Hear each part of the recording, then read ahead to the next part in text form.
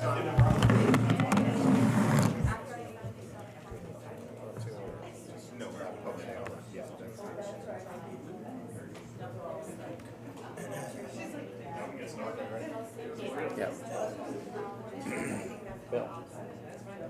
Right.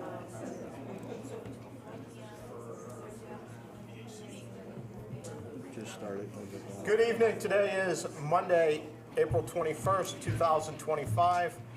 It's 7 p.m. I'd like to call the regular Board of Selectmen's meeting to order, but before we do that, we'd like to send condolences to the Vatican on the passing of the Pope. With that, can we have a call to order? Linda Grappo. Troy Lemire. Paul Harrington. Todd Archelashi. Glenn Albanesius. William Hester. Andy Perez. William Pozo. Selectman Marino is excused. Please join me for the Pledge of Allegiance.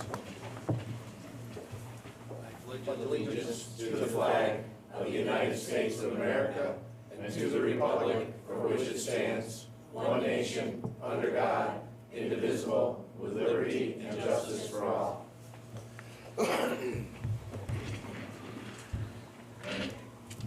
Item 3, agenda review. Mr. Mayor, I do have something, and apologize for the late add. When we go into an executive session, I'd like to also add 19 Hill Street. I would add that as under executive session A, 269 Walnut Street and 19 Hill Street, and then also 14 coming out of executive session, new business, possible discussion and possible action on 269 Walnut and possibly 19 Hill Street, if I can potentially get that added to the agenda. Okay, also we'd like to add another citizen's comment after item 10, unfinished business. This section of citizens' comment will be specifically on budget. So item 5 will be citizens' comments on anything other than the budget. Item 11 will be citizen comment on the budget. And then there will still be a third section after. Any other additions? I think we have to vote to add the executive session piece. Right. That was my next question. Do we have a motion to add? So moved. Second. Any further discussion on them? All in favor? Thank you. Unanimous. Moving on to item 4, the approval of our minutes from our regular meeting on April 7th. I make a motion to approve the minutes. Second. Any discussion? Seeing none, all in favor? Unanimous. Moving on to item number 5, citizens' comments. The Board of Selectmen welcomes public comments. Speakers will be limited to 3 minutes. Please give your name. If this section can be on anything other than the budget, we would appreciate it, but you may speak. Does anyone wish to speak? I do. Come on. Just hit the red button, the microphone button to turn that one on. There's the green. There you go. Thank you. My name is Carrie Taylor. I reside at 2 Stadler Heights in Winstead, and I come today because I have a high level of concern about the situation with the dog case with Sarah Smoluk. I understand, first of all, I'd like to thank the town for doing a wonderful job placing her under arrest. I've read through the warrants, very detailed, and I appreciate her having many criminal charges attached to her, so fantastic job there. Where I have a high level of concern on 2 fronts is number 1, our tax dollars. The dogs have been being cared for by town of Harwinton, and I've heard other towns as well to help facilitate the number of dogs. But I run a rescue, a certified 501c3, and I am networked with many other very highly reputable rescues who have reached out to the town of Harwinton multiple times offering to help take in the dogs, take them off of the town's hands, and there has been 0 response. I understand that it's because it's a criminal investigation and the dogs are evidence, but I would like to expedite the dogs being released to the town as soon as humanly possible so that these dogs can be placed into reputable rescues that can care for them beyond just being in a kennel pound. I don't know if you've stepped foot in the kennel pound recently, hopefully you have. But it is a high-stress environment that is not good for dogs that have been the subject of trauma and abuse. So if that means that you need to place civil proceedings on top of the criminal proceedings, I urge you, please do this as soon as possible. And please make sure that you are asking these same questions of the town of Harwinton as to how these dogs are being cared for. I have extreme concerns that they are not being handled to the best that they could possibly be handled. So from a taxpayer point of view, I definitely want the town to save money so that we do not have to continue shelling out taxpayer dollars to take care of these dogs. And from a welfare of the dog situation, I would like to see them moved into, again, reputable rescues that know how to care for dogs that have been the subject of trauma and violence like these poor animals have, so that they can be evaluated and rehomed wherever possible. So that's it. Thank you. Thank you. Let me turn this off. I can agree. Anyone else like to speak this round? Moving on to item number 6, town manager's report. Thank you, Mr. Mayor and the board. First off, let me just get a little organized here. So, happy news to start off. Tomorrow marks my first year of serving as town manager of Winchester, Connecticut, and I couldn't be more grateful for this journey. From the historic charm of our Main Street to the natural beauty of Highland Lake, every day reminds me why choosing Winchester is one of the best decisions in my life. The past year has been filled with both challenges and successes, but what stands out most is the incredible spirit of our community. I've had the privilege of working alongside dedicated town employees, engaged citizens, and passionate volunteers who all have a common goal, making Winchester an even better place to live, work, and raise a family. So thank you. Tomorrow is a one-year anniversary for myself. Moving on to the business at hand, I do want to address the dog situation that was brought up under public input. I have met extensively with the town of Harwinton, our town attorney, and also the detective who did the arrest. I can tell you that the information that's being relayed back to me, the dogs are being cared for, that the ACO officers, all 3 of them that work for the town of Harwinton, are reporting that the dogs have been fed, they get to go outside, and I can't report on what actual the conditions are of that actual pound, but from what I'm hearing is that some of the dogs are up in Harwinton, the other ones are down in Bloomfield. But moving more importantly of what seemed to really blow up over the last couple of days is that there's 2 cases that are going on right now, and this is really an update for the board. 2 cases that are going on with this particular individual. The first one is being a criminal case. Because the Winchester Police Department went criminal, those dogs were actually seized by the Winchester Police Department. They are now actual evidence in the criminal proceeding. So until the judge allows us to do something with the dogs, they have to remain, as they are and where they are. Happy to report that on Thursday, the dogs are actually going to be represented by an attorney. That attorney is going to represent the dogs and actually ask the judge that instead of using the actual living, breathing animals, that he's able to submit photo evidence for when they're trying the case. The civil case is also going to be brought up as well on Thursday as well. So you're going down 2 proceedings of criminal and civil cases against the particular individual. She'll obviously have her day in court, but I can tell you that, as an animal lover, and I'm sure a lot of people are animal lovers out there, that we are doing everything in our power to try and take those dogs, but because the judge won't allow us to give them to rescues, adopt them out, right now they have to stay where they are. But I think on Thursday, you'll see that things are going to start moving around a little bit quicker. But right now, we're under court order. The dogs have to stay where they are. We've taken many meetings about this particular situation, and right now we're just, lack of a better term, our hands are tied with the dogs because the judge is literally saying the dogs stay where they are, let the court process itself out. So that's the update I have right now for the dogs. Again, I have talked to the town attorney several times, the ACO officers out in Harwinton. We've brought our detective in. We do meet often about it to get case updates and just trying to move this as quick as we can. But the courts right now sometimes, slow things down, just the nature of the way courts, go through. Moving, May I just ask one question? that's up to the mayor. What's your question? I just want to know if there's any possible chance that these dogs can be returned to Sarah Smollett care. Excellent question. I can't talk, exactly what's going to happen in the court on Thursday. I know that they may ask the court that they get returned to her. I know that the dog's attorney is going to strongly oppose that motion.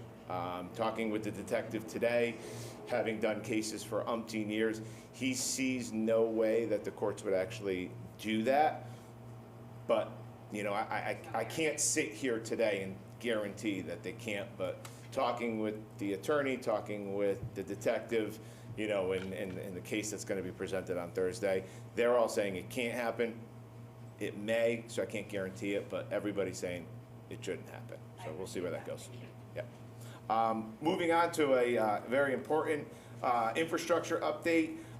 That, as we talked about at the last meeting, Eversource will soon commence significant gas line work on Main Street, spanning from Case Ave to High Street. This project involves abandoning existing gas lines in Main Street islands and install new lines primarily on the business side of the street, concentrated in the white line areas to minimize disruption.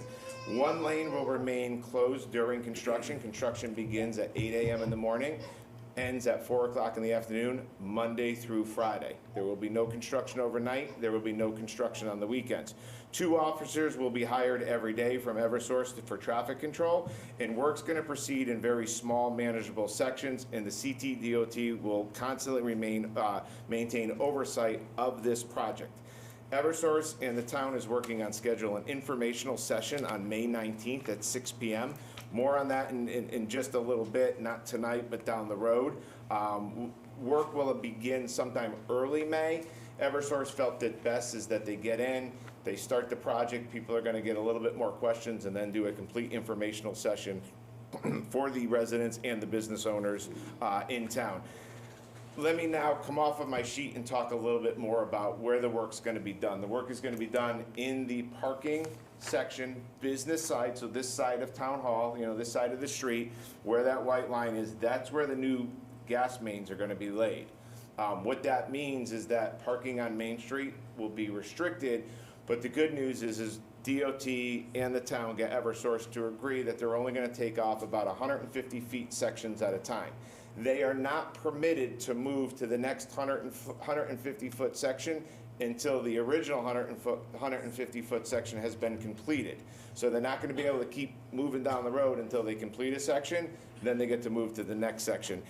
Again, this is gonna start really early May, weather dependent, and it's gonna go for several months. Hopefully we don't have any weather delays or any hiccups along the way. It's gonna disrupt Main Street for a little bit. There is only gonna be one lane on this side during the day. But we're gonna try and do as much as we can. Eversource has been knocking doors, sending flyers, doing as much as they can, and you're gonna see even a bigger push after this announcement tonight of things that Eversource and the town are gonna do to alert people that this construction's about to begin early May. Moving on, budget status, we continue to detail the review of the budget. We're satisfied with our current position from the town side. We feel that all of our numbers are accurate. We don't have any more changes that we want to offer up to the board. And again, it is up to the Board of Selectmen on where they want to move from there. Social services update, as you know, we did have a resignation several weeks ago. I'm happy to report that with a lot of work and a lot of outreach, that we do now have almost a full schedule of complimentary service that are actually going to be on site in the office. On Mondays, we have the McCall Behavioral Health from 9 to 4. On Tuesdays in the morning and in the afternoon, we have Hartford Healthcare Housing Navigator.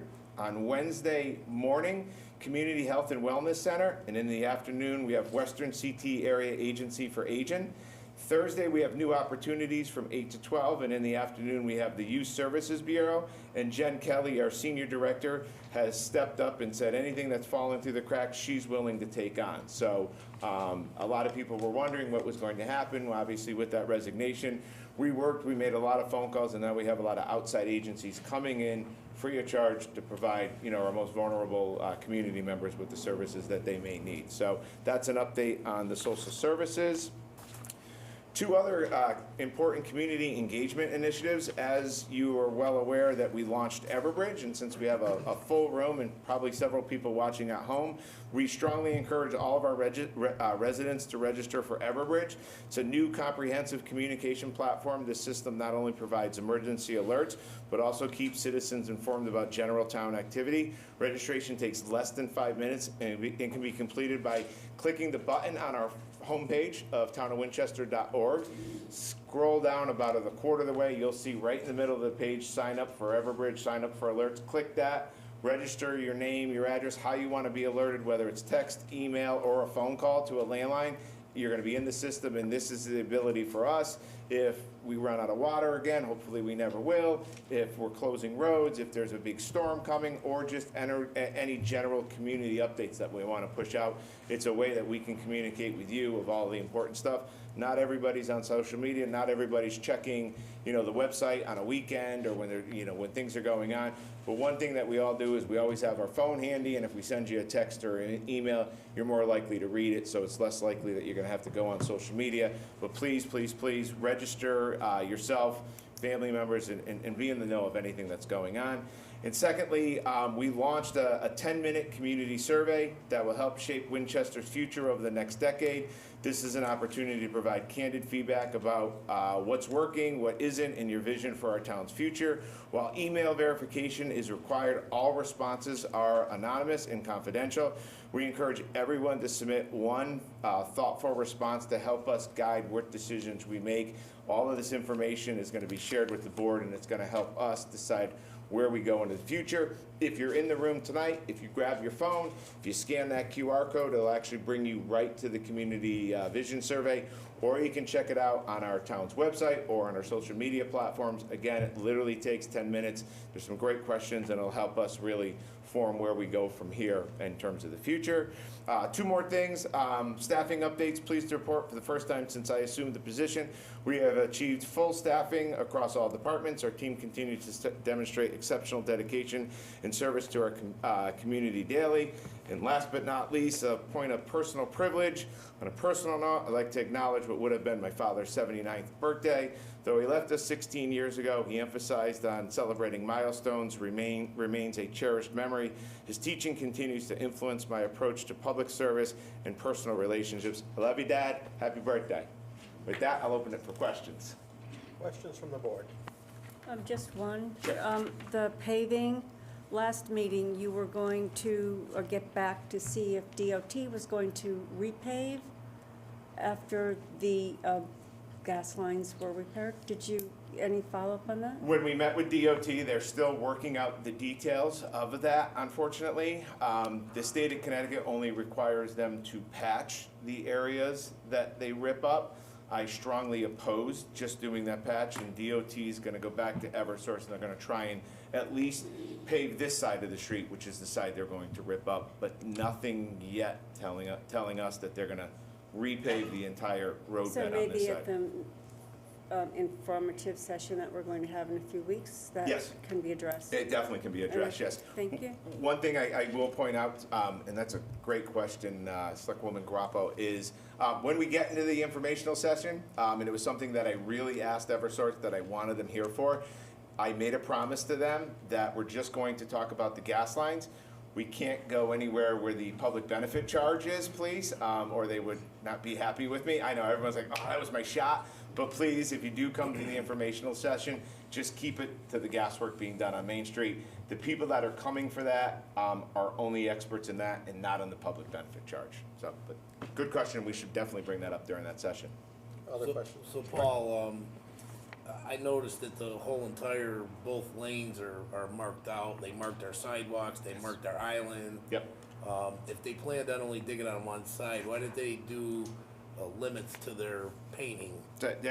I asked the exact same question, because my question was, am I gonna mulch the flower beds this year? They're just marking the gas lines, but they're going to abandon those gas lines. Understood. They just but wanna if know they're where not they are. digging there, they didn't need to do that, and they even painted the sidewalks across the street. They did, I saw them. And I mean, that, to me, that could have been done a different way, but They wanna know where it's they gonna take a are long time for that to come off. in case there's an emergency, if they have to do something. That's why they wanted to know where all the gas lines were. Again, I thought they were gonna be ripping up everything. Right. Then I found out that they're going to abandon those, so I asked the exact same question of, well, why did you paint all of Main Street? And they said, in case we do need to get to that particular gas line, we had to mark it so we know exactly where to They can dig. do an emergency call before you dig. But anyway, and my second thing is, I think you should have a foreman or somebody in charge down there as they go further down Main Street. Let the business owners aware of the time limits that their road's gonna be disturbed, and, because I've been hearing a lot of flack about, we finally made it through winter, tough season, and now we're into summer, and now they're gonna rip up the roads with no parking again. Yeah, they have done tremendous community outreach, and it's going to really kick in the full drive. Now it's getting closer and closer to the day. Again, very important, because the parking, we're gonna advise, they're gonna make signs that businesses are open, we're gonna advise people where they can park, all of that stuff. They understand the severity of, keeping our Main Street thriving, and they have assured me that they're going to do everything they can to make sure those businesses don't lose one customer. And they're gonna continue to just promote the businesses as best that they can, and let people know where they can park, that the businesses are open. All kinds of special signs being made up to alert people, where they can go, where they can park. And again, one of the things that, and I was very impressed with the CTDOT, and they took a very strong stance, that they are literally only going to allow them 150-foot sections at a time. Which is a good way to do it. Which is a great thing, because when you look at 150 feet, it's not overly that large. So technically, it'll probably be 200 feet, because you really want to block it off. That's but- paved and everything, that's, Yeah, that's paved, everything, before they can move to that next step, before they go to the next 150-foot section, which is gonna minimize, a lot of the disturbance, but it's still gonna be a disturbance. But the DOT came out with that, the gentleman, and I forgot his name, he was very impressive in that he took a very hard stance with Eversource and said, you're off the road at 4 o'clock, you're not here on the weekends, and only if it's an emergency will you be able to work nights. And it has to all be approved by DOT. And this particular foreman from the DOT will be on site every single day that they're breaking the road and working in the road. thank you. Other questions? Thank you. Thank you, Mr. Mayor. Moving on to item number 7, Finance Director's report.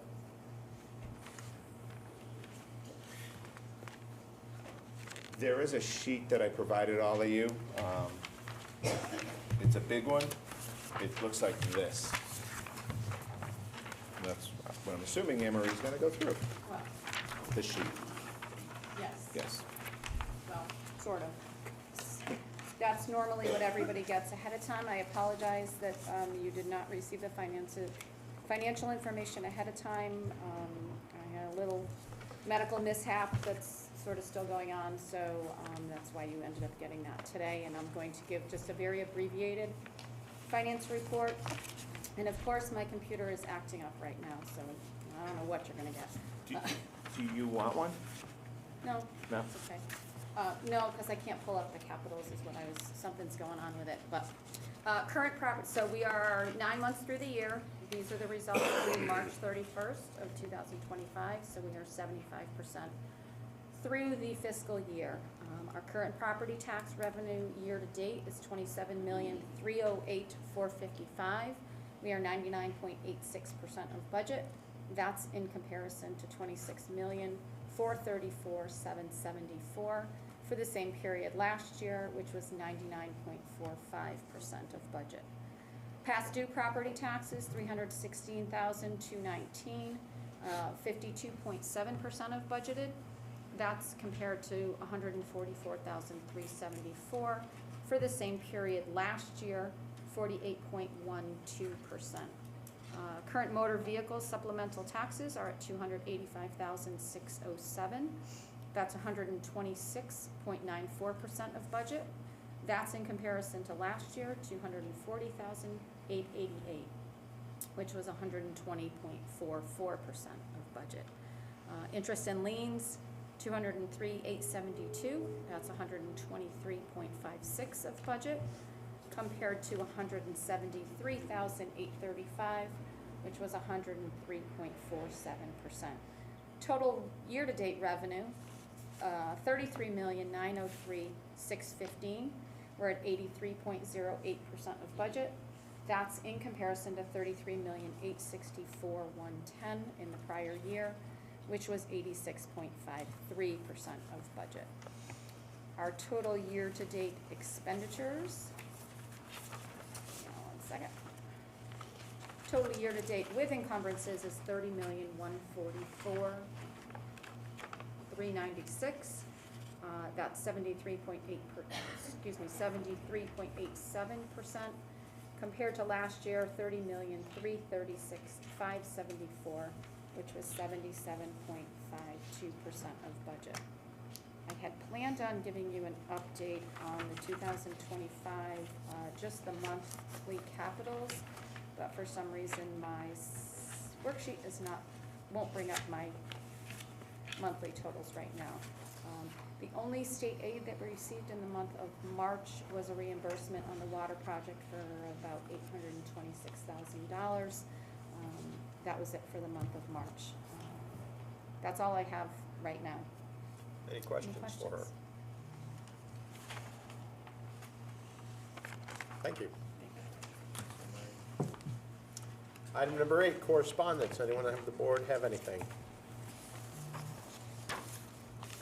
Number 9, boards and commissions. Troy, Bill? So, I apologize to the board and to the applicants that I dropped the ball on this. Had some health issues that I was going through, and my mind wasn't in the right spot to remember all this. But I did reach out tonight. I met one of the application members is here tonight, and I did reach out to both of them. And so they're under consideration for this month, and we're gonna put them in for nomination appointments for the next meeting. We do have one resignation, Todd Skutnik, did I say that right? Zoning Board of Appeals, and his term is not on my slip, so thank Todd for his service, and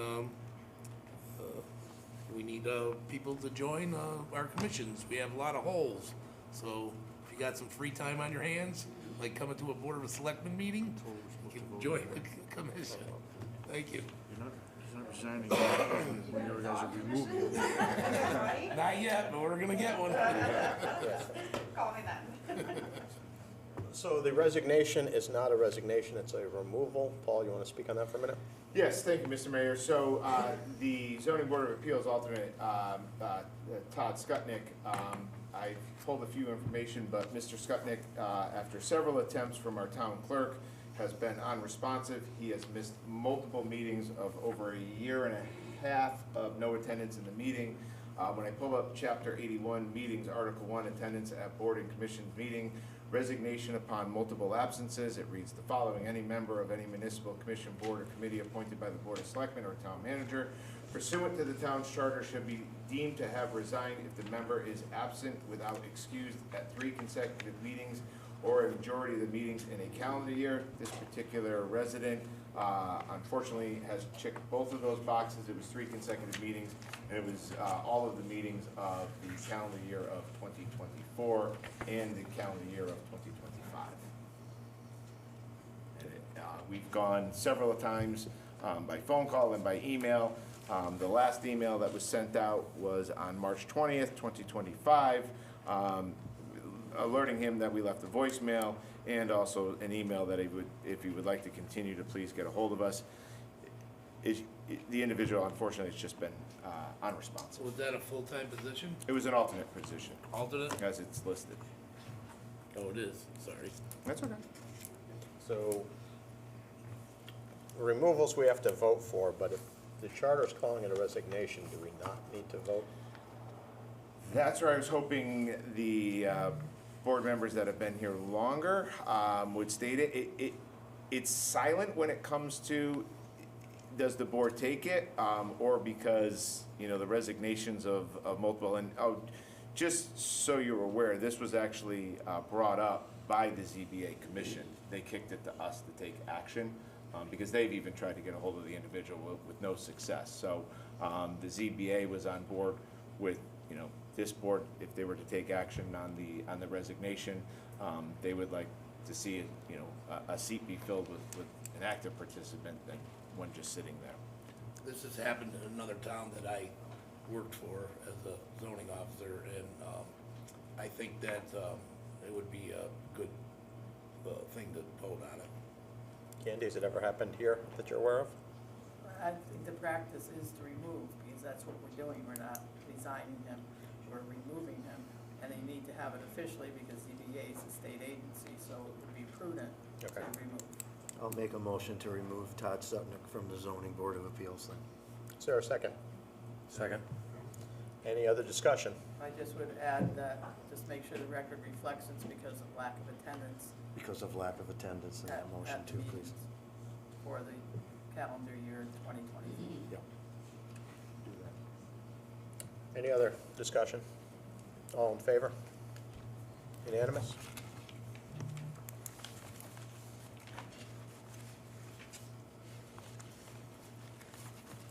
Anything else, Troy? I'm good.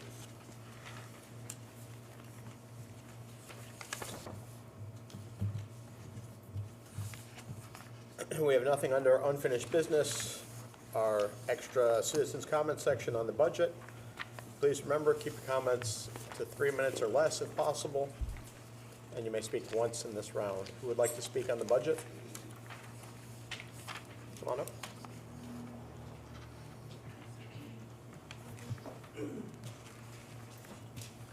Hi, Christine Rylander, 46 East Mountain Avenue. So I did just want to make one comment that tonight is Winstead Youth Baseball's opening day. So I know that there were some parents who did want to be in attendance today, but their children were at the opening day events and then they were having scrimmages afterwards. We are always parents first, so certainly can't fault them for not being able to attend tonight. I do want to make a few comments in regards to the last meeting when there wasn't the public comment and the Board of Education budget was discussed. One thing is our teachers absolutely deserve competitive compensation. I feel it is really disrespectful of our teachers to ask them to go year after year after year without raises, especially considering the fact that they are among the lowest paid teachers in the state of Connecticut. We're not going to be able to maintain teachers. My daughter is in 3rd grade. Her kindergarten teacher has left Winstead Public Schools to go to a new district, and so has her 2nd grade teacher. She's had wonderful teachers, but unfortunately they're not staying because they're not getting paid. So we need to pay our teachers. That's not something that we should be looking to take out of the budget. I am also a little confused in how the discussion last time when it was brought up that there were no budget increases because we were in receivership and we were getting COVID funds. I'm not sure how that got turned around to justify not increasing the budget for the schools this year. I feel like that is a big driving force in the fact that we need to increase the budget for the schools. We have lost the drone program. We have lost the tag program, and those are just two of the biggest things. And then also the discussion of not being able to replace the children's Chromebooks. I know one of the things that was brought up is that the $300 would be too much for the parents. There's a big difference between $300 spread over 12 months, which would be the mill rate increase, and $300 paid for each child in September in one lump sum. I am a parent who is here in Winstead. I have 2 children. My husband and I work really hard, but we live paycheck to paycheck. One thing we can afford is to pay $300 over a 12-month period, but coming up with that $300 or $600 in September would be very difficult for us. I feel like that was a little bit of a ridiculous statement to say that the parents can't afford the tax increases, so they should have to pay for the Chromebooks. I'm saying that $300 in September is easier than $300 over a 12-month period. I am also wondering why we are focusing a lot of our concerns with Gilbert Roof and Bus Loop, and yet when Dr. Luby is bringing up the fact that our first graders will potentially have 27 children in each classroom, that is not being shown the same concern as the bus loop and the roof at Gilbert. I don't really understand why our K through 6 have to take on all of this. Why are our first graders going to be sitting in a classroom with 27 or 26 peers? And we are reducing the support staff also for these teachers. That is another thing, we are not going to be able to maintain teachers. If we have 27 6-year-olds, I have one 6-year-old in my house, and I promise you, I love him more than anything in this world. I could not handle 27 of him, especially without some help. And I'm also wondering too, I know that there's been a lot of discussion about talking to the community members. What are these discussions? Are we telling the community, are we pointing out to the community members that supporting our schools will increase our home values and then therefore help us eliminate future mill rate increases? Because essentially I feel like that's small town economics 101. You invest in the stuff that you're gonna get the most out of. Invest in our schools, our home values will go up, there will be more of those taxes coming in, we will eliminate the need for future mill rate increases. And to end this is just like, if we don't invest in our town now, we're going to have to invest in our town later, and we're going to have to invest more. Thank you.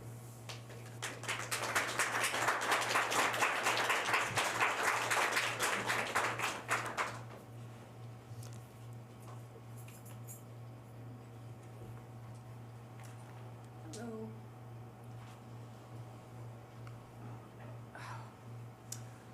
My name is Eleanor Bishop.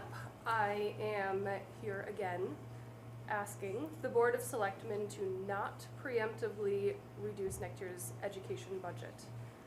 I can understand the reluctance to increase the town's mill rate as the price of everything has increased, but the importance of investing in our schools cannot be understated. If we want the town to grow in any way, properly funding the schools is the very essential first step in doing so. When I asked at a previous meeting if anybody currently serving on the board has children in the public school systems, I was met with a panel of stone faces. That answer is clear enough without words. You don't.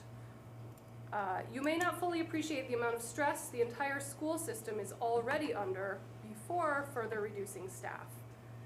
My daughter in 3rd grade speaks nonchalantly about her entire classroom having to get up and leave during the school day because of a student flipping out, whatever that may be.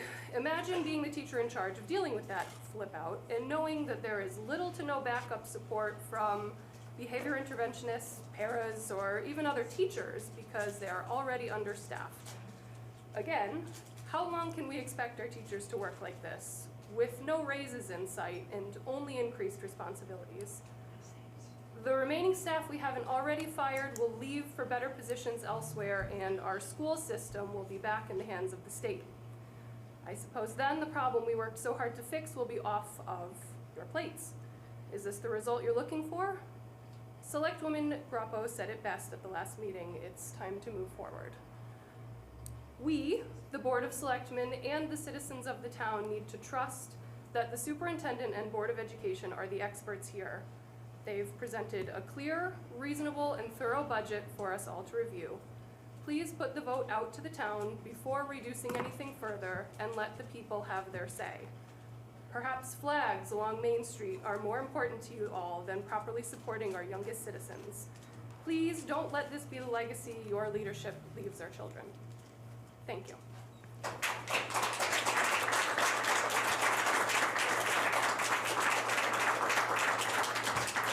Who's next? Go on.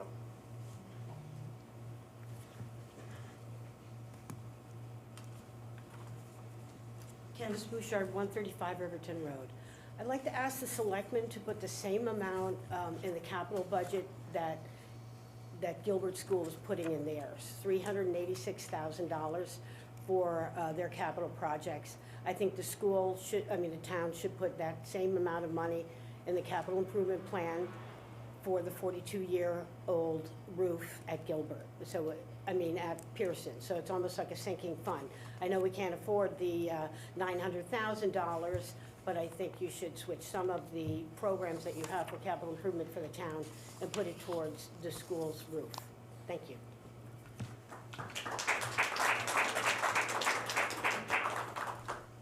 Wonderful.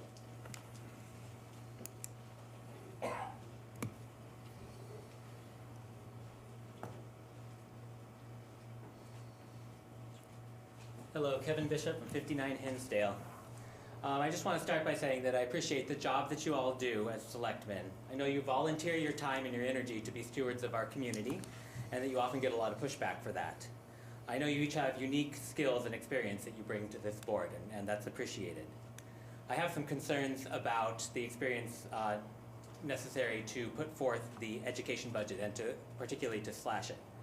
I remember a few weeks ago, and it was just mentioned again, that a simple question was asked if anybody on the board has students in our school, and the answer was clearly no.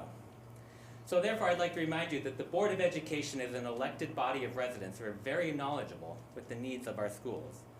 The Board of Education is also so knowledgeable of this Board of Selectmen in our town that they've already presented a budget that is incredibly parsed down. And personally, as a parent, I would love to see so much more be available to our schools, but they've already brought it down to a level that they think will pass through you and pass to the town.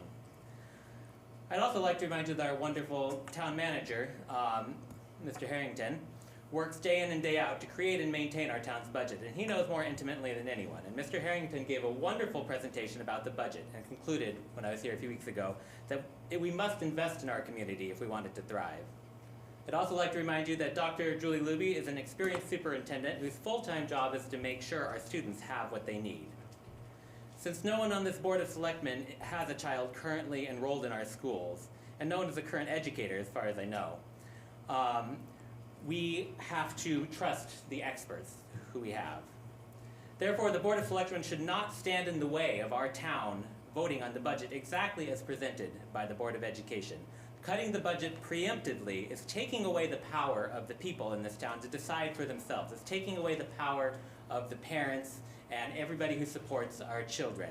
Everybody will get a say on the budget, and that's what a referendum is for. Don't cut it before it gets there. At the meeting last Thursday, there were several incidences that showed how out of touch, perhaps, the Board of Selectmen is with our education system.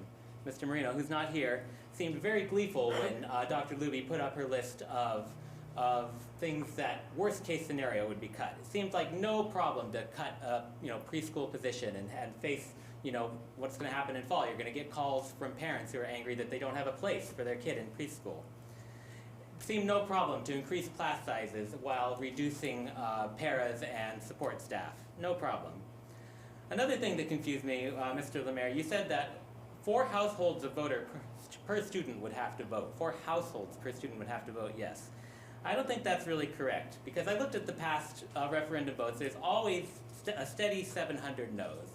And with 1,000 kids in our school system approximately, that means really only about 80% of our students would have to have one parent vote yes in order to meet that threshold. And I know that we have more than that. And I also want to touch on the $300 per laptop thing. One glaring issue that has not been brought up in any meeting is the fact that 35% of the people in Winsted rent their homes. Those are the families who struggle the very, very most. They're the people who have children in the schools that are really, really struggling. I know people who rent in this town, and they have an equal say in this referendum. So, last thing I'd like to point out is that, while I understand that the education part of our budget is the largest part of our budget, that's true in every town. And I looked around in the region and found that actually Winchester has one of the lowest percentages of our budget, what part of the budget is for education compared to other towns in the region. And that's because we've spent so long underinvesting in our education. So I call on you again, put forth the budget to the town as the Board of Education asks, as the superintendent asks, and let the town have the opportunity to decide. Thank you.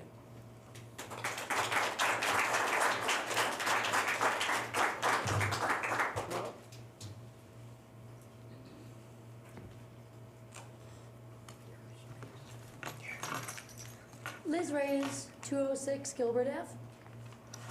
I'm also a parent and a teacher here in town. Before I begin, because there's been a lot of people just talking and I need a breath, if everyone just takes a breath, can you do me a favor and just think about why you love Winsted? And I mean everybody in the room, anyone who's watching me, take a breath and think about why you love Winsted. I promise it comes in handy later. Good evening. Over the past 2 meetings, I've sat here advocating for the education budget. Not just because it's important, but because it's essential. There's no greater investment a town can make than its children, the future of this community, and the world beyond it. When we raise well-educated, well-rounded individuals, we don't just prepare them for careers. We prepare them to be leaders, dreamers, doers. Whether they pursue college, trades, entrepreneurship, or other paths, what matters is that they grow up with the confidence and the independence to see beyond the town limits, knowing they carry a piece of Winsted with them. But how does this benefit Winsted? Because if we create a town environment that fosters love and encouragement from the earliest years, by supporting our schools, funding extracurricular programs, investing in parks and rec, we're planting the seeds for a future where those children want to return. They'll remember the warmth and the safety and the care they felt. They'll come back to raise their families in a place where they know their kids will be supported too. If you moved here, think back. Why? I doubt it was the town that you sought out. More likely it was a town that grew on you, slowly like a good book. Maybe you drove through and thought, what a cute, quaint town. The classic charm of Main Street, the creative spirit of Whiting Mills, the nostalgia of the Gilson, the serenity of Highland Lake, the trails, the parades, the sense of community. Suddenly it wasn't just a place you wanted to live, it's home. I've shared some of the hard truths about growing up in Winsted, but I haven't yet shared my love. I love this town deeply. I love what it has become. And if I speak with urgency, it's because I'm so afraid of going backwards. We've come so, so far. We have thriving schools that are drawing families in. We have returning residents opening up businesses. We have passionate community members sitting on the boards, fighting for progress. And let's not lose that momentum. Let's keep lifting Winsted to its highest potential. We may be a small town, but we are mighty. The budget may slightly rise with the mill rate, and as a taxpayer, I understand that concern. But this budget does more than ask, it gives. It keeps the door open for progress, and it keeps the light on for those who want to come back home to Winsted. If I thought it would help others to move to this place, I would move mountains. But tonight it begins here, with this vote. Let the town vote. Let us stand together, and let's keep moving forward. In fact, let's make that our town motto. Winsted, ever forwards, never backwards. Thanks.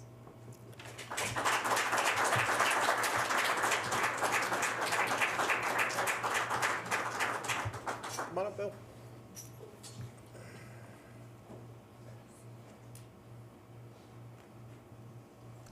Bill Hudock, 232 Granville Road.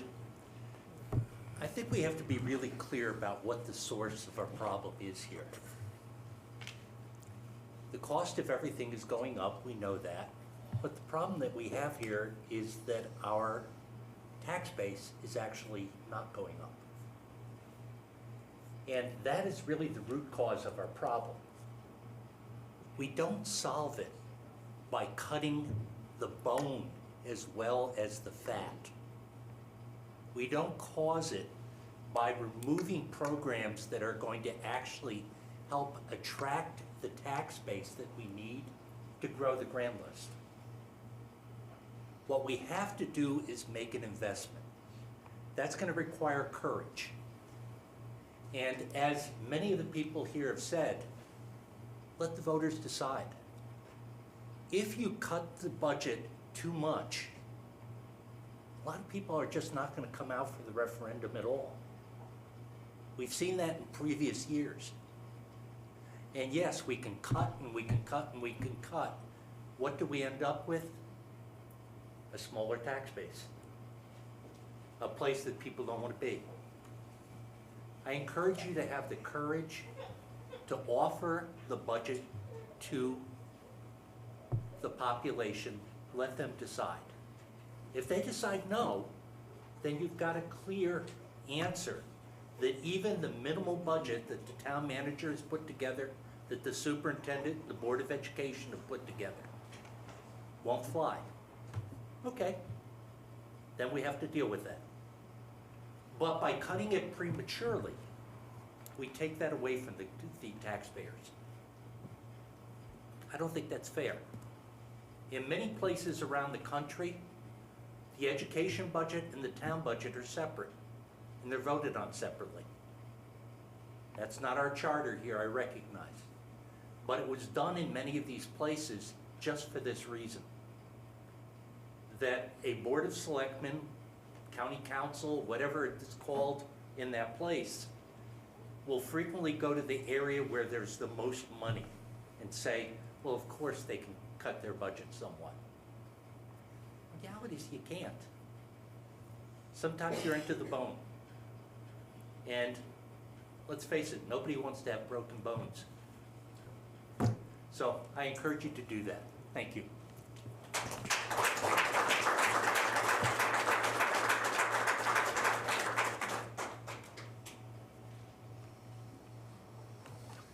Hi, my name is Tyler Asbury, 233 Colebrook Road.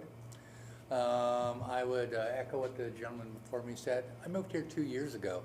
One of the reasons I moved here is because we were closely looking at Zillow scores on education. And the Zillow scores here were 5. And we were hoping that we would have a lovely school system to have our son go to and be stable over time. But I'm not sure how stable that school system is going to be and how attractive the community is going to be to other home people who would move here if you don't sufficiently fund the school system. Very important for me when we were moving here 2 years ago is to move to a community that believes strongly in a strong education system. So I'll have to say that preemptively cutting the budget here before the voters have even had a chance to look at it and not trusting the Board of Education and those folks when they said what a sensible budget would be seems a little preemptive and maybe a fearful response. And I certainly hope that you guys are brave and kick it back up and fund the school system so that real estate values go up and we get people moving here, like me maybe. Thank you.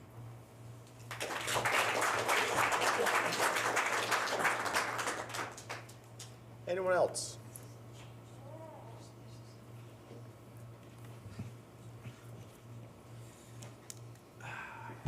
Hello, my name is Blaine O'Mara of 94 Stanton Avenue. And as an advocate for the neurodivergent community and as one who has autism himself, I would like to fully extend my concern for the budget, especially when it cuts paraprofessionals and special education teachers. They are not only guides and guardians to the special needs child, but they are also mandated reporters that are needed, especially in these times when bullying, discrimination, and condemnation are on the rise, especially with what's been going on with our nation. I myself have known far too well of how these schools are, that it's not just going from class A to class B, doing your homework, listening to what they teach, and doing these tests and pray that you get an A+. It's also that in between of hearing people talk about you, talk about what type of person you are, what your autism is, and basically assuming your entire future in a very stereotypical way that shouldn't be in this timeline of 2025. I feel that if we are to pursue this dream of being a town that welcomes all people to this town and its beautiful wonders of nostalgia and nature, that we have to start by being open to all wisdom and knowledge, especially about the neurodivergent community, which is ever growing, and it is a spectrum. We have to learn about all these things because I am a high unmasked autistic, but I am only one form of autism. There are towns like Torrington with their TAFA group, which is based on parents and many students with autism as they talk about their journey with making sure that their child with autism gets what they need in the school system, to Waterbury with their event of the second annual Family Autism Awareness, which is going on the 27th of this month on a Sunday, providing resources that we ourselves could use to benefit our children on the special needs. To even New London with their Authentic Aspie, which they interviewed me about my journey with autism in the school systems and in job life. So I feel that if we desire to be a school system and be a town that is welcoming to all people, we must truly understand who we are bringing into our town and ensure them that when they come to this town, they are welcomed with open arms, understanding, and acceptance. And that's why this month is Autism Awareness and Acceptance Month. Because if we continue down this road and more paras and special ed teachers are cut from the school systems, then to honestly coin what our superintendent's statement was, we are basically shutting our doors to the neurodivergent community. And we truly benefit from early integration and being able to see how neurotypicals act and how we speak, to better ourselves, to be our own advocates in this world we live in. Thank you.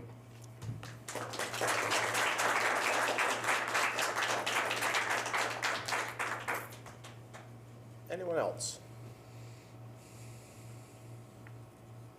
Last chance. All right, thank you. Moving on. Oh, I'm sorry, just hit that microphone. Sorry, thank you. Turn it off, yeah. So it doesn't pick up any. Hey, perfect, thank you. moving on to new business. Item A, 25-09, proposed line item transfer by the Director of Finance. Thank you, Mr. Mayor. As you see in your packet, this is from the Winchester Fire Department, not Winston Fire Department. They're looking to move $5,000 from the turnout gear into an annual equipment testing and certification for $5,000. I talked to the chief up there, and he needs to do this annual equipment testing and certification per state of Connecticut regulations and laws that they won't be purchasing any additional turnout gear this year, and he'd like to move the $5,000 from that line item into the annual equipment testing and certification line.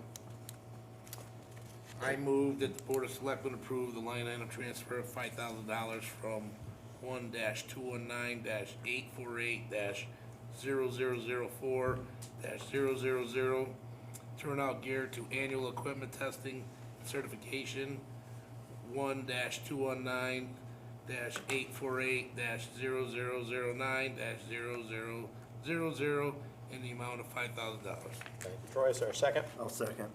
Thank you, Bill. Any further discussion? Seeing none, all in favor? Unanimous?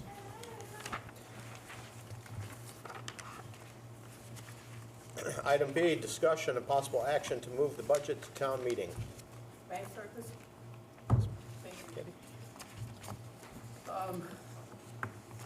I listened to last week's meeting, coming home from the airport the other day, which was, in a way, was kind of good for me to do instead of being here, because I do have a tendency to offer up my thoughts.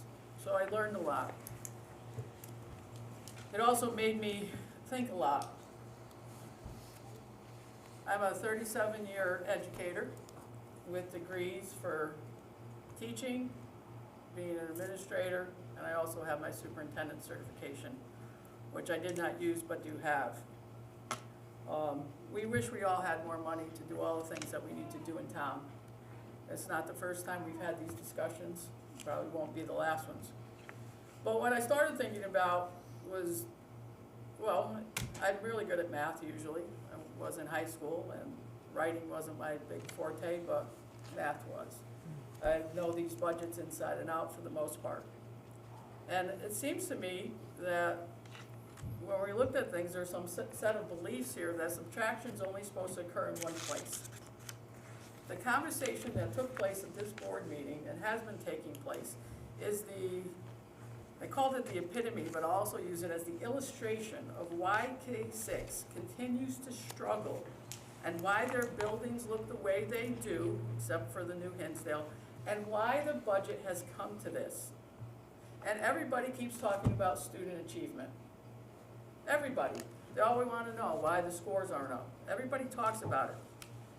However, the entire line of questioning that has taken place and took place at that last meeting that I listened to online ignored 2/3 of the budget and concentrated on the pre-K 6 education level. Everything else was not asked about. Nothing was asked for detail in anything else. Should K-6, and this is an essential question, right? Should K-6 be responsible on their own for the cuts?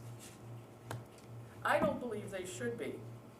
Equity issues are glaring in these discussions. Equity issues across education and equity issues in terms of the town. One of you said we can't cut the town side, said we are already too low. But why not? Why can we not cut it? We have an increase. If we are one community, as stated by another one of you at the end of the meeting, why isn't the Board of Ed side, why isn't the Board of Selectmen side cut to allow K-6 to survive? Because that's what we're talking about.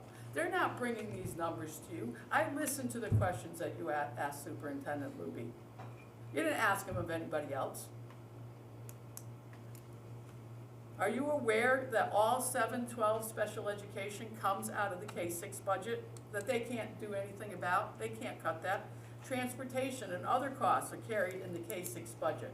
There was a question last week about the nurse and whether we could have coverage on both sides. I don't think she answered that question out front because of her professional responsibilities, but I know what the answer was to that. They can't be touched. These things that are mandated, that are on the K-6 side of the budget and part of their budget, can't be touched. And it leaves regular education, and I would tell some of you parents to start to look at the equity issues that your children have in K-6 when these discussions take place. They are not the same. You are not treated equally. And I've watched this for so long, and I thought we were over this hurdle. You spent more time on Chromebooks at K-6, and you didn't even ask about the other 2/3 of the budget where technology exists, where software course costs are embedded in those other 2/3 of the budget. And they have gone up, and we have included the increases, and yet we're gonna ask parents to pay $300 for a Chromebook? Not me, not doing it. We spent time asking the details, wanting to see the details of the K-6 maintenance budget, which is a good ask, right? It's a good inspection of things, if you have the expertise to do that. But it stopped there. It stopped at K-6. It didn't look at the other 2/3 of the budget. We have a whole other educational system, and we have the whole town side, but nobody asked about either of those. Nobody asked for specifics from any of them. You spent time, and then, I'm sorry, I haven't been this riled up in a long time, but this is what happened. Troy, you asked to open the K-6 contract for teachers. First of all, you don't have the authority to do that, and this board doesn't have the authority to do that. That belongs with the K-6 Board of Education, has the authority if they want to ask the teachers for a contract negotiation. But you didn't ask about anything else. You didn't ask about the town side, you didn't ask about the Gilbert side, you didn't do any of that. We already know the K-6 teachers are paid the lowest not only in the state, but even in the town when you compare the two things. And that's the thing that happens here, is we need the money, but we have now pitted each other against each other. We have pitted one against the other, and that's not how it's supposed to be. So when she spoke over here about the good benefits in town, that's where we were going. But now, if we don't maintain K-6 education, we're gonna go backwards, and it's not gonna happen. Fun fact, when you Google, when Zillow gives you the town education limit, go inside that data and ask if they're including Northwest Regional 7 in that data, because they exist in Winstead. And there's a huge difference, because I worked there, of the scores, of where the students go to school. Not for all students, but for some, but it's included in it. So when you do that, please check where it is. You didn't ask anybody else to open up the contracts. And then the last thing, and I'll stop here, but I have more, and it may come out, I don't know. when you started talking, and one person did that, not everybody, you started talking about, well, what else could we look at to cut instead of student-facing teachers? Everybody that works in a school system, from the custodian to the people that work in the lunchroom, to every assistant principal, director, is student-facing.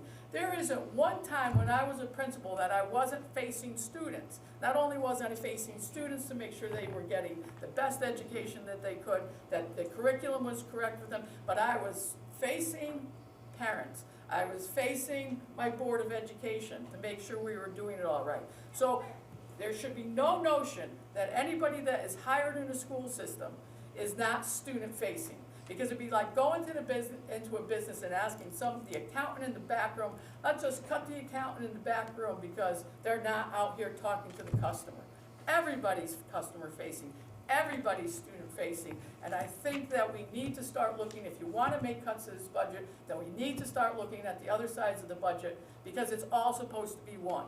They're not on their own, and I'm not going to leave them out there. So we need to have this discussion. If you're going to cut things, then I need Paul to come back with some cuts equal to K-6 education cuts. And hopefully our friends on the other side and education will also help out, because K-6, they're not just coming in here saying these things because they want to say these things and hoping you fund it, but they need all this funding. So when we start talking about things tonight, that's where I'm headed. Thank you. I'd like to read it.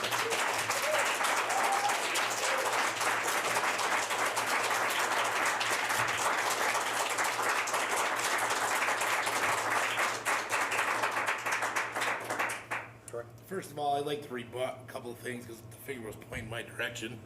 As far as the Chromebooks thing goes, Regional 7 actually has the parents pay for the Chromebooks, and they do it over a 12-month span. So I did do my homework on that, and that's why I brought it up, because I thought maybe that could be some savings. First of all, we haven't gone after Gilbert. Did you ask that for the other grades? I did not, because Gilbert wasn't here, so we didn't discuss anything with Gilbert. They were not present in the room. And actually, nor should you, because that's a Board of Education purview. Correct, so we did not touch Gilbert until Gilbert was present. As far as the town budget goes, Paul did an excellent job of sending us a budget with hardly any increase, okay? I'm sure that he did his due diligence, and there may be some other things to cut, but there's not a whole lot of money there.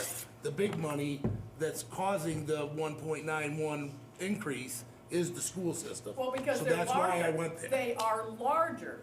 They Right. are serving students, right? So yeah, Paul did a good job with the budget, but there's things within that budget where there's revenue items that he accessed to make sure that we didn't have an increase. If we don't have those revenue items, then we have an increase in the budget. Because there are new positions in the budget, and there's a new police officer in the budget, the rec person went to full-time. Yes, we don't have a planner in the budget, so that might have offset it. But you can't be singling out K-6 education because they just had a big number. Well, That's not in all fair. due respect, we didn't vote on it, so we're not done yet. Well, because your So we started somewhere, Gilbert wasn't here, and we left Paul alone last time. It's time to beat up Paul, Candy, beat up Paul. I mean, I don't know what to tell you. Well, I want to send the budget out. I'm not ready to beat up anybody, because what Bill said was correct, and when Glenn was on the board a long time ago, like in 2010, because this whole term has reminded me of 2010. The K-6 stuff, everything's reminded me of 2010. It was said back then, and I remember I told you I listened to other people, what they say, and I learned from them. They said we have a revenue problem. Correct. We had a revenue problem, we have a revenue problem, and I would ask this board, if you really want to get serious about things, go back and ask how many times we did economic development in our agendas every time. Let's go back and look at that, how much emphasis we put on that, or where that is. So my thing is, don't be going at K-6. I am here to protect K-6 tonight. Don't be going at them with 1,000 questions.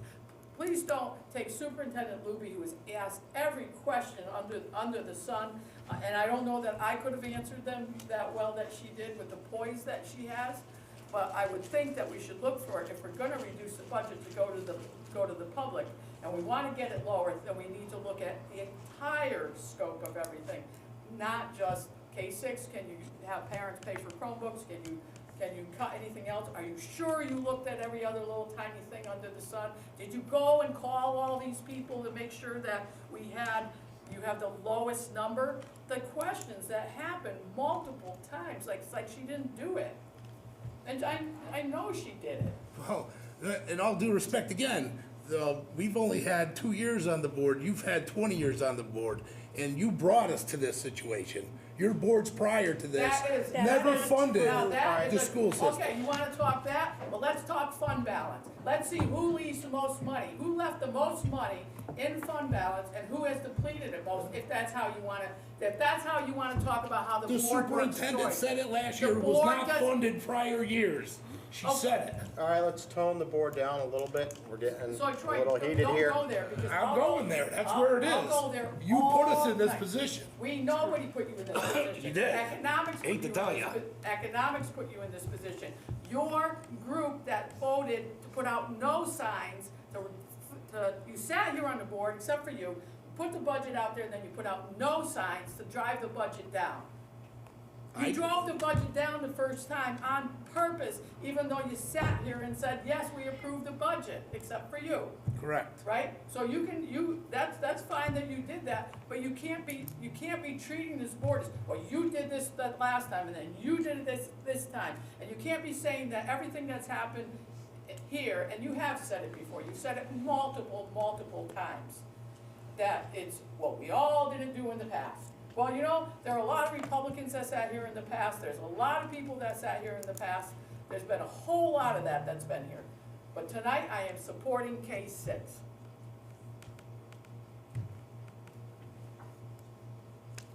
Anyone else on the board have anything?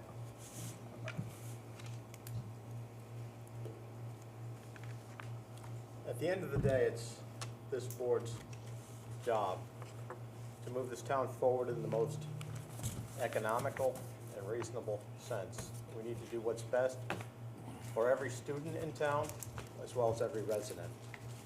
And we need to, as one of the speakers in public comment said earlier, take a breath. Everybody's getting a little emotional, and when you get emotional, you don't necessarily make the best decisions. Do we have other questions on the budget? I can wait, but there was a few items that I want to bring back. I was tasked with when we left the last workshop. So one of the questions is the ambulance budget, where they actually don't have a formalized budget. I did receive their 2023-2024 audit. Their fiscal year actually ends April 30th of the year. So this audit, there's been comments in the past of, they're sitting on, a lot of money, everything like that. I'm here to report that currently, right now, cash and cash equivalents of April 30th, 2024, $361,000. But I think the more glaring number that jumped out at me is that back April 30th, 2024, their close of the fiscal year, they roughly had $851,724 in revenue. Their total expenses were $934,237, a difference in $82,513 a year, which, when you look at their cash, equivalent of what they have in the bank, continuing down that road, they have 3 years basically of being able to inject cash to actually, net out at zero. Obviously we added an additional $280,000. That's for a crew. A majority of their expenses is what they pay for the crew to be on staff. I can tell you that back in the last fiscal year, you have some smaller line items, but the biggest one being staffing services, $586,921. So, it's an organization that obviously provides a very needed service in town, that they aren't making any money. In fact, they are dipping into their reserve funds to make ends meet. Unfortunately, I did not get a budget. I did talk to the treasurer today. They don't actually do a budget per se, But he did run over the audit that was hot off the presses of last year that they got back. So does that answer some of the board's questions on that? And then, By the way, I did do that. I asked for that too, so I wasn't picking on just the school. I was going after other things. Yeah, I'd asked for it 2 meetings ago. Yeah, it took a long time to get that information. and then I'm gonna steal some of the mayor's thunder because I have it in front of me. Both of us were tasked with the Foothills nursing of what the other towns contribute. Barkhamsted, with a population of 3,700, contributes just under $12,000. Bethlehem, with a population of just under 3,500, contributes $12,000. Granby, with a population of 11,683, contributes $40,260.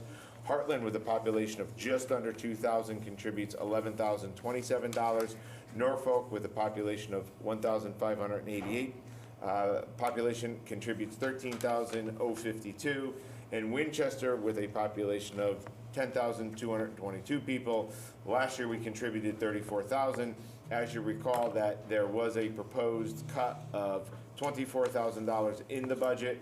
You tasked the mayor and I to go out and see what the other towns that are contributing. This is the information that I bring back. Currently in the proposed budget, they do remain at a $10,000 funding level, not being restored to the $34,000.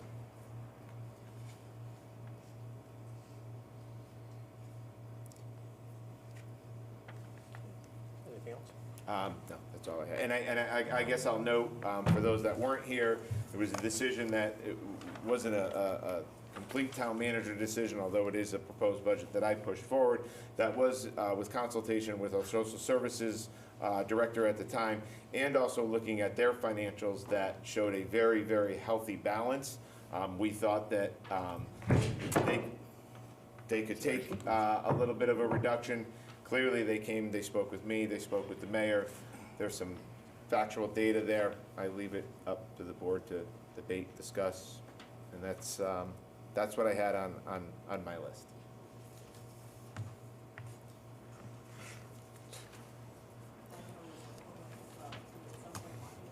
Sure, come on up. Just make sure you turn the mic on. Are we going to fund them more? That was discussed on, did we need to move the $17,000 too from insurance? So there's a few things that are still, I don't even want to use the word pending, because, the board would have to decide. There are a few, this is on the table if we want to restore the funding. The other item is, we did receive that 9.9% insurance, which could put back roughly $17,000, a reduction in the insurance line. Those two have not been acted on. The only item that's been acted on in the town manager's proposed budget was the BAA adjustments, and that's where the budget has sat since the proposal was turned in. Oh, they're on. You're going on your screen? Then, yeah. I gotta switch your inputs, Julie. Well, I gotta switch the TV inputs, that's all. I had a lot of homework, I couldn't do it without projecting.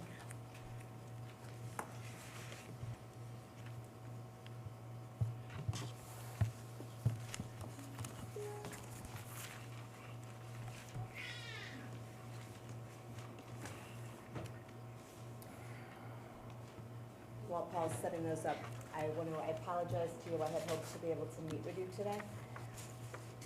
The information was hot off the presses, and I'd be happy to go through it in greater detail with you any other day this week, but we just couldn't get it from Thursday night till noon today was not practical, I'm sorry.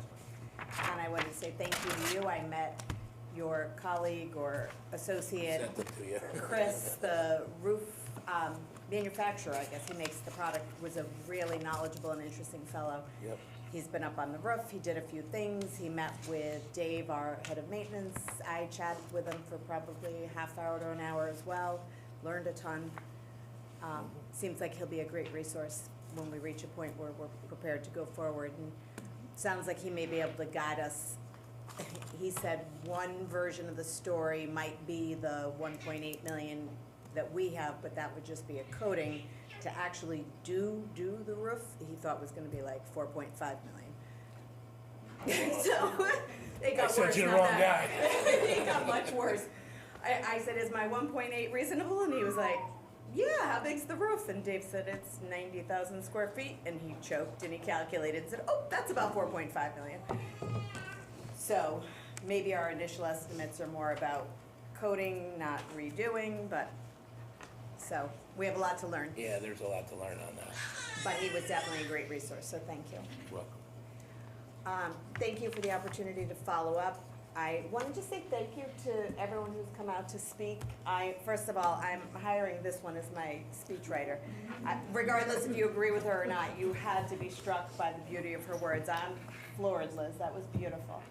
And I really appreciate, again, well, I love the fact that people are supporting our schools. More so just the engagement is wonderful, and I am sure that all of you appreciate that as well. It may make our work here harder, but it's exciting to think that we have a growing, enthusiastic community. So I appreciate everyone's engagement. So you left me with lots of homework. I'll try and see if I can just hit this first one simply. While we were here last week, Paul shared the exciting news that the town's health insurance rate was going to be a little bit less, and we jumped out of our chairs because we're in the same consortium and said, ooh, us too? And as it turns out, no, and I'll try to make a really uncomplicated answer. We are all in a group. The group existed, and then the town joined the group. The town came in with much higher rates than the rest of the group. So they're able to have a little bit less of an increase because over time they're trying to get everyone else in the group and the town, which is higher, to merge together. So while their increase is less, they're paying more for the same plan.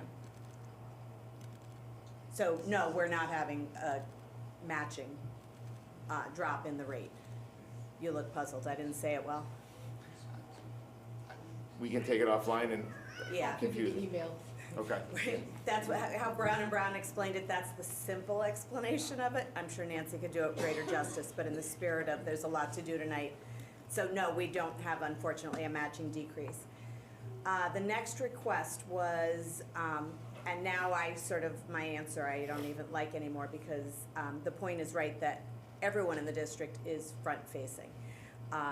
The way it was said the other night, I took it to be the administrators and the certified staff. The fact is our paraprofessionals and everyone, really everyone, in some way is student-facing. I was at the ball field tonight, I was in classrooms today talking to kids. We all interface with students, we are all front-facing. But because I am nothing if not agreeable and compliant, this is what was asked, and so I'm gonna show you the Winchester. This is exclusively Winchester. This does not include any Gilbert data because this is our budget. We have 8 administrators. That is the combined salary, and if you average it back out, that's the average salary. The 8 administrators include Nancy and myself, 2 special education folks, a director and an assistant director, and 2 principals and 2 assistant principals. The certified staff is essentially teachers. I say et al. Because, for example, psychologists, social workers are in that same category. They're the certified staff. There are 71.8 people in that category. That is their combined salary, and that is the average of that when you take the newest and the most veteran and mush it all together. I obviously have worksheets accompanying that, but But your 8 is kind of off, because your special education staff, administrators should become half. well, right, so the 2 special ed folks also service the entire pre-K 12 population. So their work, arguably, you could call that 7 people, yes. Because they definitely, half of their job is also the oversight of all of the special education 712, as well as all of the outplaced students. So, the next thing that was asked for was annuities. So these are the people in the district who receive annuities. Everything went to sleep. I didn't do that. Basically, the people who have annuities, again, are the administrators, the occupational therapist.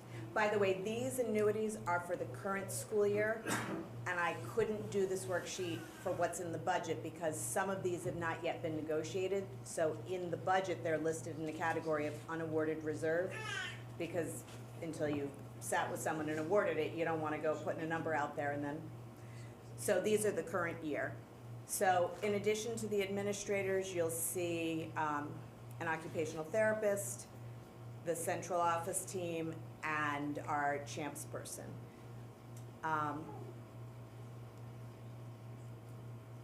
And so there's that information. So I got a question on that, and I don't wanna pick on Nancy because she's sitting It's here. okay. But, I mean, you're looking at everybody else, and there's a $35,000 annuity for Nance.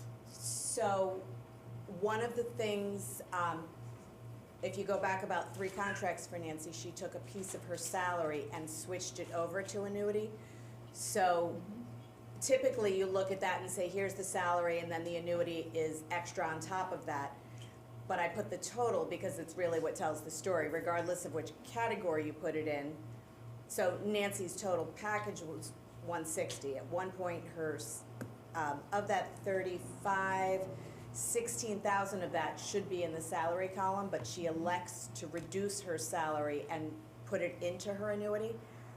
We may change the way we record that in the future. This is how I inherited it.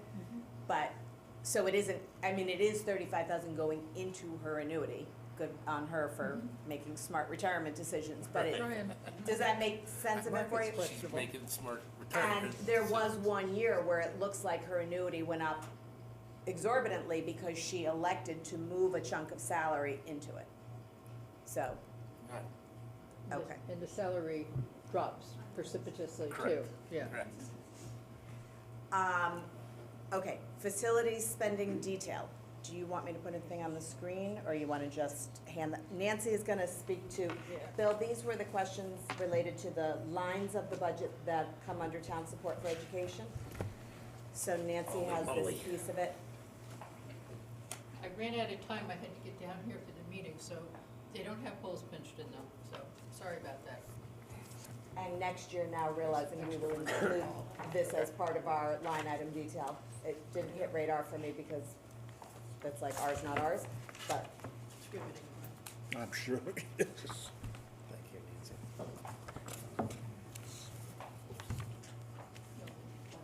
Yeah.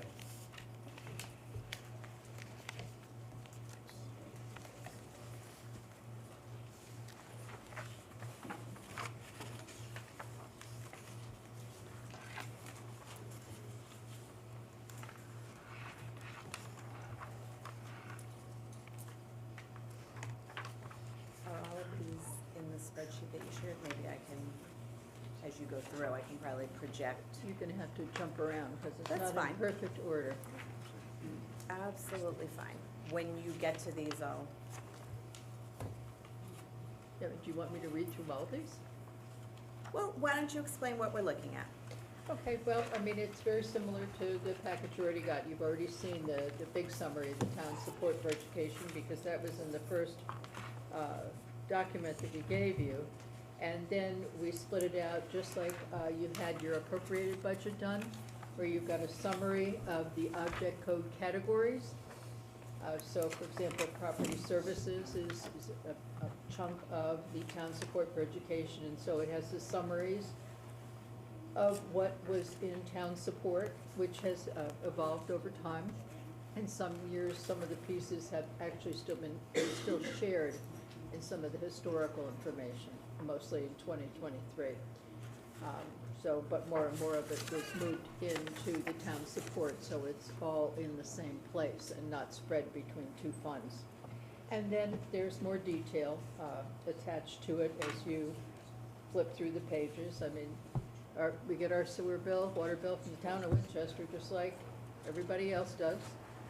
And we've got USA Hauling and Stericycle for shredding for the refuse removal and the shredding at the schools.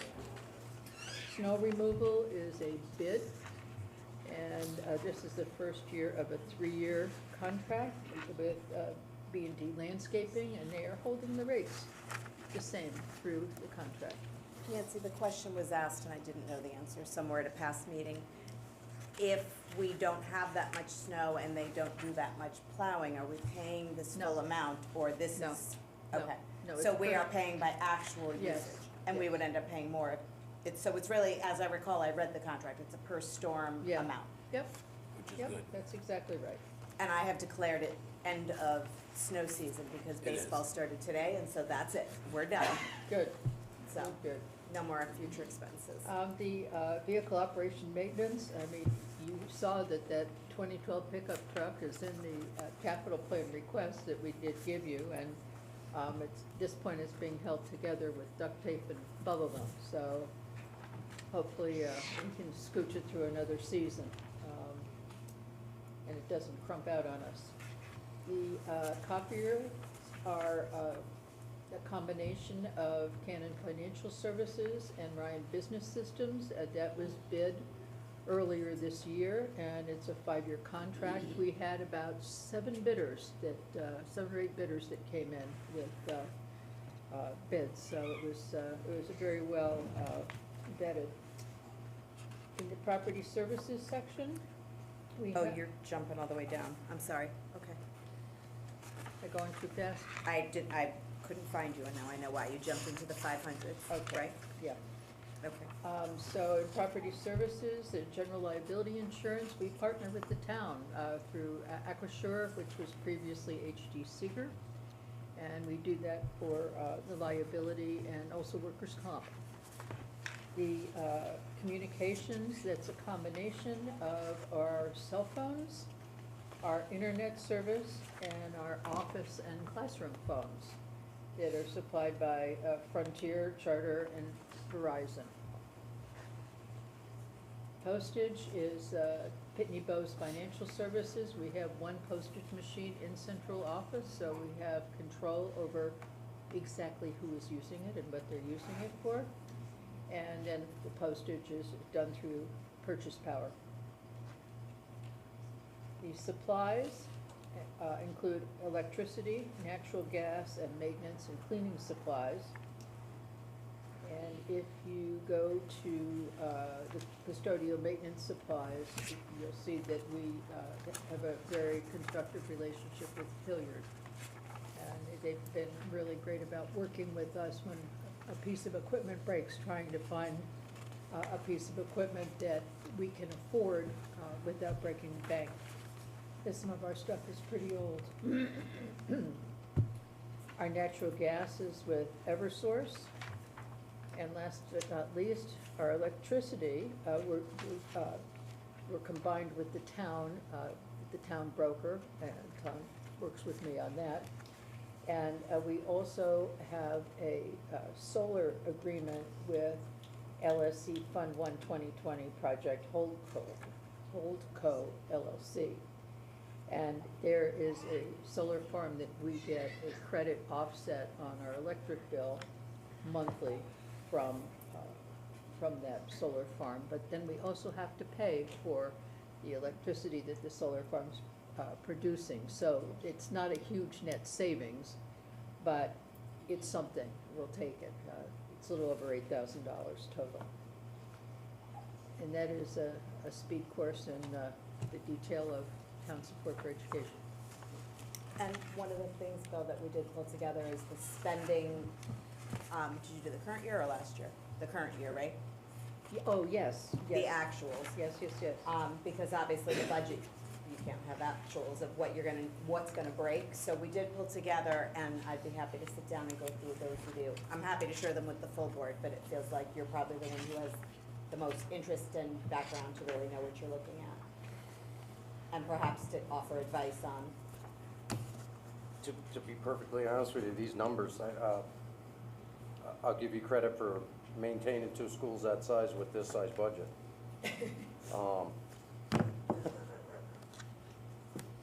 There's not much there. It's not a lot of money.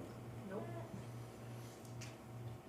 I couldn't do that much square footage with that kind of money. My budget's at my building's triple that. That's helpful to hear, thank you. Okay, so remaining, and if anyone recalls something that didn't make the list, you'll let me know, but I have 2 more topics on here to report back to you on. The first was your request that I asked the teachers to take a pay freeze. Respectfully, I didn't ask. When I left Thursday, we'd had a great meeting. I said, sure, I'll ask the question, and then it was the holiday weekend.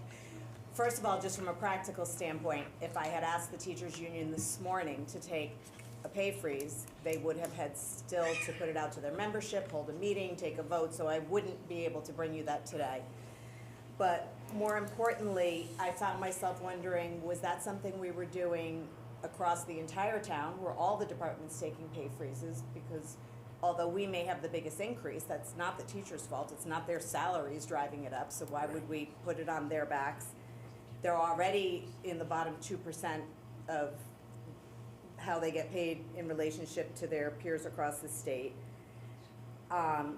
In every one of the last 10 years, teachers get, their pay increases are split across 2 kinds. They get step increase for how long they've been with you and cost of living, and it's sort of, in every one of the last 10 years, they gave up one or the other or both of those. Literally, every year, one or the other was foregone. So they've been giving year in and year out. And finally, I had to come back to you and say, we have these incredibly hardworking, underpaid, dedicated teachers who are as stretched as thin as humanly possible. And in good conscience, I don't feel it's appropriate to ask them.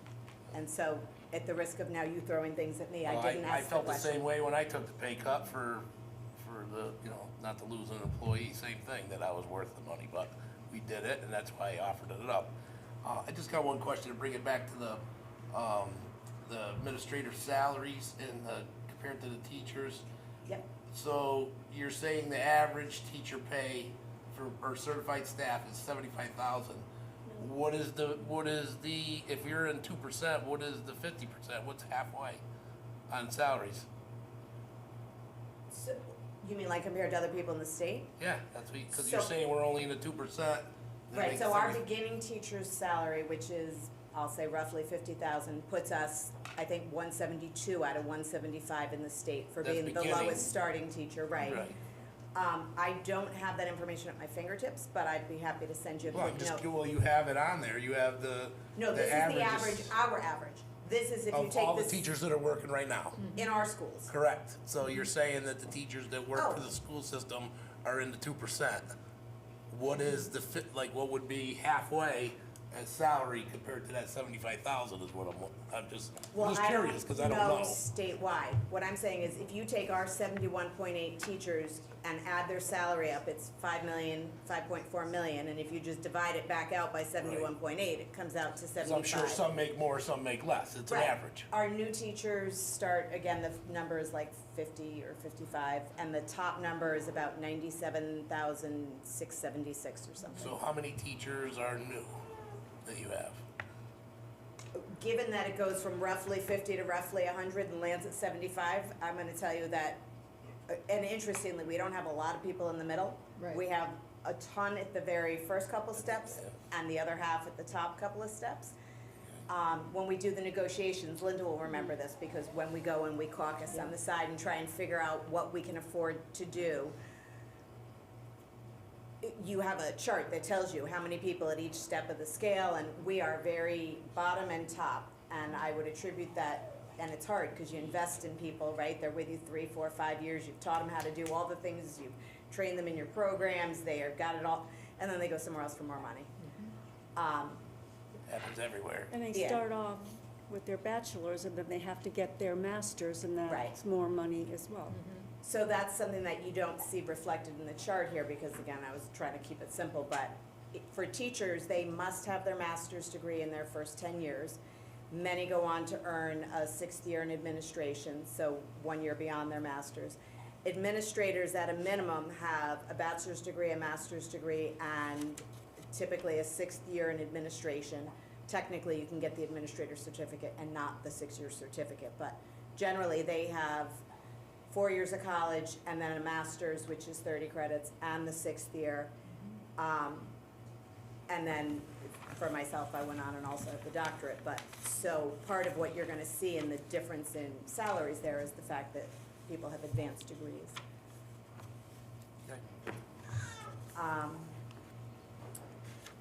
So that was the wage freeze, and then the last thing, I think it was Mr. Marino asked the question, all right, when it's all said and done, can't you offer us up a reduction? And I gave that so much thought over the weekend and tried to figure out, you know, where there was something that I could come back to be a good team player, right? And say to you, here you go, here's a little bit. And then I remembered we did that. We took a $250,000 cut before we got here. And my board members, I was panicked about what was gonna happen when we got here, and they looked at me and they said, we're gonna do this now so that they don't have to do it later. And they said, it's okay, it's gonna be okay. We lost 4 positions when we gave up $250,000 out of the proposed budget. That increase that we have in our budget is completely a function of rising costs, expiring grants, and years of no increase. It isn't about growing anything. We didn't do more good stuff. We've had that conversation. In going back to all of our vendors, Candy, I think you pointed out that it was asked of me at the public hearing, it was asked again here, did you call every single person again and again? So we did, we recalled every single person. We found $1,300 from Relay and $1,500 from E-Rate. That is $2,800 of savings we did not anticipate. If it makes you feel fabulous, that is real money that we found that we would obviously be spending in other ways because an education budget never works out that close to the penny. But that is legitimately savings that came up after we wrote the budget. Other than that, the $250 that we've already cut off is really, that was a huge cut already. I would never have advised our board to do that, and yet I understood that they felt that was what it would take to bring you a budget that you would understand was already sliced, diced, and as lean as it could be. As Mr. Hudak pointed out, Hudak, am I saying that right? It is at bone. This budget represents a minimum needs-based budget, and I genuinely would urge you to put it forward as it was submitted to you by the Board of Education. And then join me, I have my t-shirt, I modeled it this afternoon at the ball field that says, ask me about the budget. But I would ask you to join me in rallying the community to support the town and the school in voting yes for the budget. We'll get it done. Questions from the board? Nobody? Okay. Thank you. Rick, Thank you wanna you go for the up? opportunity. Anything on yours? Anything on your budget you wanna point out? No, I wasn't prepared to present, I wasn't asked to, but I can That's answer fine. any questions you have. Anyone from the board have? Oh, my court. Your court. Thank you, There yes. go. Pretty much got it. Anyone from the board have any questions on Gilbert's budget? Greg, after looking at your budget, is there anything that you can take off? Well, again, we have a, as I mentioned on our March 25th meeting, that Bill had asked, and as promised, it is part of our agenda. The agenda will be posted tomorrow. We are gonna have a budget conversation and have those discussions. I'm not in a position to make cuts for the board, but the board I know is gonna have a discussion for that this Wednesday night and talk about all the numbers, what's in here, and kind of taking into consideration, you know, globally what's happening in our town and how we are part of the pie. Appreciate So that. that's a discussion we're having, yes. Other questions? Will the tariffs play any impact on your international program? Don't really know. I mean, I think there's a lot of questions on the tariffs, right? And know how that's gonna play out. So I really don't know, whether that's gonna impact negatively or how it plays out at this point. Yeah. Did you mean tariffs or visas? Tariffs. Tariffs. What about visas for the students? I don't know.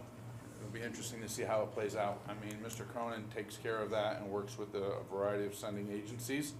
And I'm sure he's having discussions on that and the possible impact it'll have on the enrollment for the international class. And how many you're expecting, 12? 15 next year. 15? Yes. Yeah, it's down for you at, what, 60 a couple of years ago, 100 a couple of years ago? Before I got here, so pre-COVID, I think it was up probably north of 50. I don't have the exact number, but pre-COVID, it was north of 50. Anything else? Thank you. You don't have any? You have any questions? No, I just expected the same questions that they were asking K-6, but I guess not. That budget's $200,000, not $1.3 million, so. See, that's what you're doing, Troy. You keep looking at what the increase is and not what the content is. It's what's driving the number, Candy. Okay, if you think so, go ahead.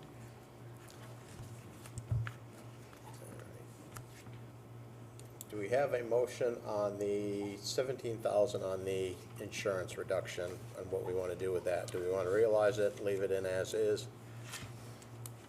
Or remove the 17,000 from the insurance settlement? Candy shake, sorry. Looking at Candy, but Anne Marie shaking her head no on that. Because there is an additional position that insurance was not budgeted for, that I would not suggest taking that $17,000 salary. Okay. There goes 17 again. That's news to me. Okay, so we're good on that one. Do we have a motion to increase the Foothills visiting nurses and hospice program from the reduction to $10,000 to original funding? Or do we want to leave that as is? Well, it's a shame that we do this with the Foothills. I mean, I understand why. It usually happens in a lot of budgets that are tight like this, is because it's the same thing. It's robbing Peter to pay Paul, pitting one against the other. But there's no doubt that visiting nurses and our aging population, and even not even ones that are going to age but are already aged, these services are important to them. Some of them are covered by insurance. When they do visit, there is coverage from insurance. So did Foothills identify for you how many people that they serve in our area that they don't bill insurance for? That one, I believe. I know they don't ask for it. But I also know that there is some reimbursement. So they do approximately 300 of those visits a year to people without insurance who have passed out of their insurance allotted time for treatment or support. They do approximately 250 other patient visits a year, totaling 3,000 visits for those additional patients with insurance. And they do monthly blood pressure screenings, weekly foot care clinics at the senior center, flu vaccinations at the senior center. And some of those get billed through insurance. So if there's 300 people that aren't on insurance, it's $111 a person that we're giving them.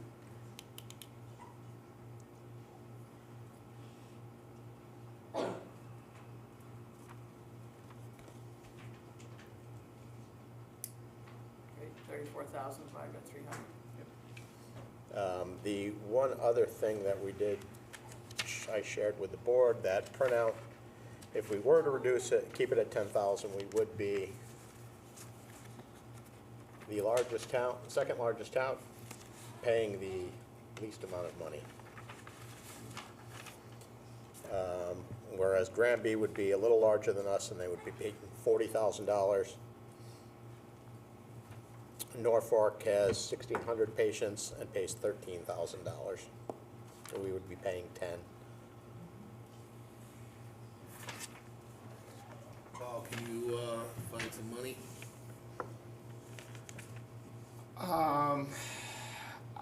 can always try, like I said in my town manager's report, you know, we've met several times, turning over every rock. What I'm going to do right now, to answer your question, we can go back and scour again. Just for, so we wanna put 24,000, just, sometimes it's easier when you look at it as a total. So if we restored to 24,000, You're not on the screen. oh yeah, you're not on the screen. I'd have to change the inputs again. I have to fix that, cause that's actually driving me nuts. The mill rate would go from 1.91 to 1.93.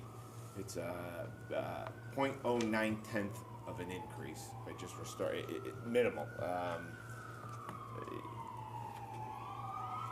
Not really a movement.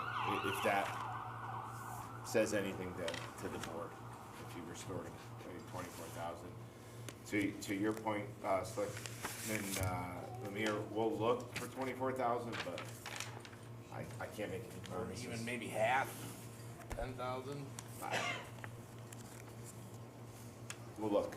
I mean, Even 5,000, 10, I mean, we've looked at it all. I mean, we really have. I'm at the point where, or we're at the point, I don't want to juice the collection percentages. We did that last year. When you look at, all the different revenue line items, we're right there in terms of.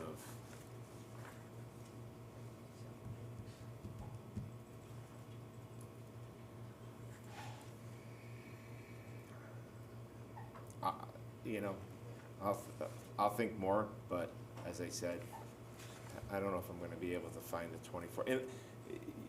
We can do a $24,000 cut to a particular line item on the town side if you wanted to fund foothills. That's another option, but I don't see us being able to find 24 grand. If I had it, I would have offered it up already to this board that, looking at everything, we found something. I'm just looking at the totals here. I mean, so Granby's paying 40,000 a year. They get 1,500 visits a year. We were paying 34,000 a year. We're talking to cut it. They do 4,785 visits a year in Winston. I mean, pretty much I don't know, can't speak for this room, but I have friends and family that have benefit from Visiting Nurses Association.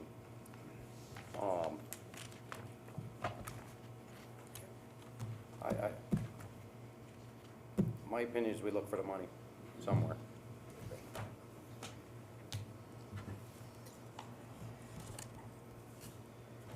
And if we don't do anything, it goes up how much more from the last time? It was 2.9. 0.03 or something. Yes, Yeah. Paul. We switched screens, What is yeah. it? 0.09, did you say? 0.09, yes. So because you went down and now you're gonna say we're going up again, just a little bit, so Just a enough back teeny and tiny. forth, up and down, Yeah. tiny bit. Yeah, we were at What? 1 point, so let me pull Yeah. it back out. 1.91 to 1.93. So if I take the 24 grand out, you're at 1.91 mill rate increase, 7% flat. You add the $24,000 back in without finding, oops, that was 24 million. Good. You go to 1.93, 7.09%.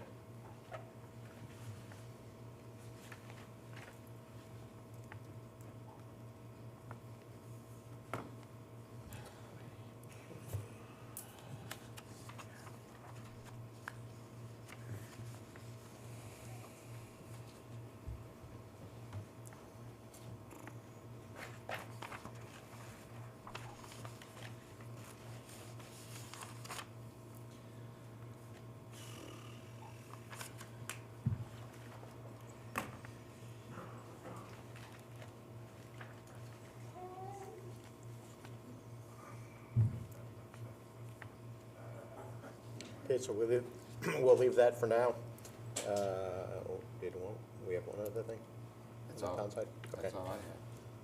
All right, no reductions there. Go ahead. Well, I was just gonna point to the board that, you know, per charter and everything, we really need a budget by Wednesday, because I have to get it to the paper, publicized for Friday publication. So I'm not, and then you have to notice meetings and everything like that.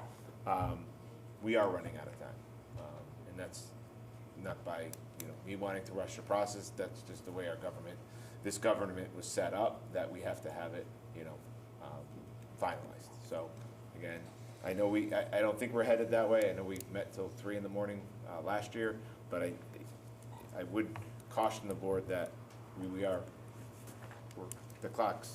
in the fourth quarter with the budget. And we have to notice it, we have to get it to the paper, so do with that information as you wish. Okay, then we need to make a decision on the foothills. Are we leaving that at 10 or putting it back in? If we put it back in, it raises it, the town. 0.09. 0.09%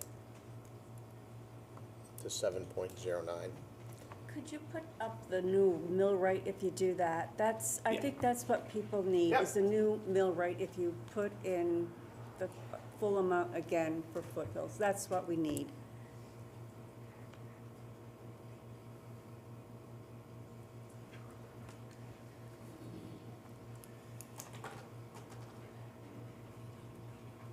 I'm just gonna switch screens. That's a different screen. That has all of the budget numbers. Let me just switch this over here. So Okay. with the 24,000, you can see the current mill rate at 27.24 would increase to 29.17, a 1.93%, or 1.93 mill rate increase, 7.09%. And that's increasing foothills back to That 34, not 24. That is correct. That's adding $24,000 into the budget, because they were funded at 10. And the original budget mill rate was 29 point,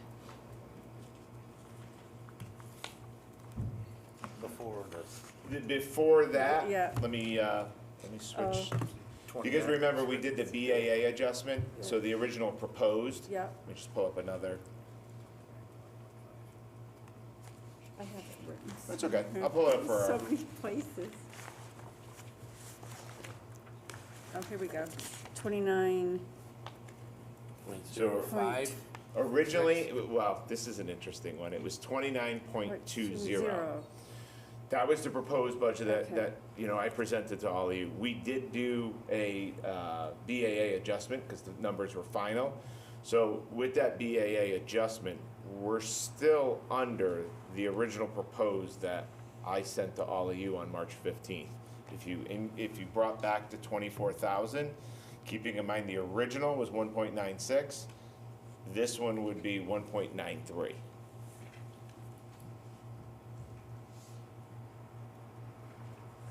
Because the BAA adjustment netted us roughly,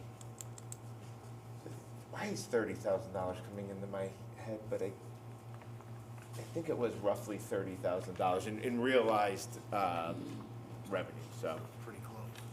Yeah, you're still under the proposed that was given to you on March 15th.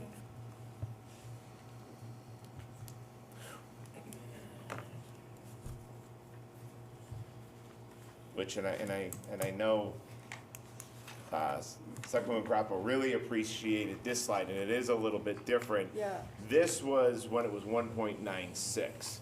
Now we're at 1.91. So these numbers are actually a little inflated, not by much, but you can see as you move through property 1 through 5, what roughly it would be per year, per month, and per day.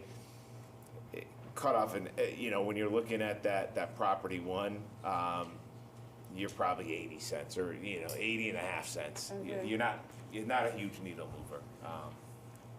It's an important number. I know you like that, so that's why I had that one ready I think tonight. it's important. People need to see that.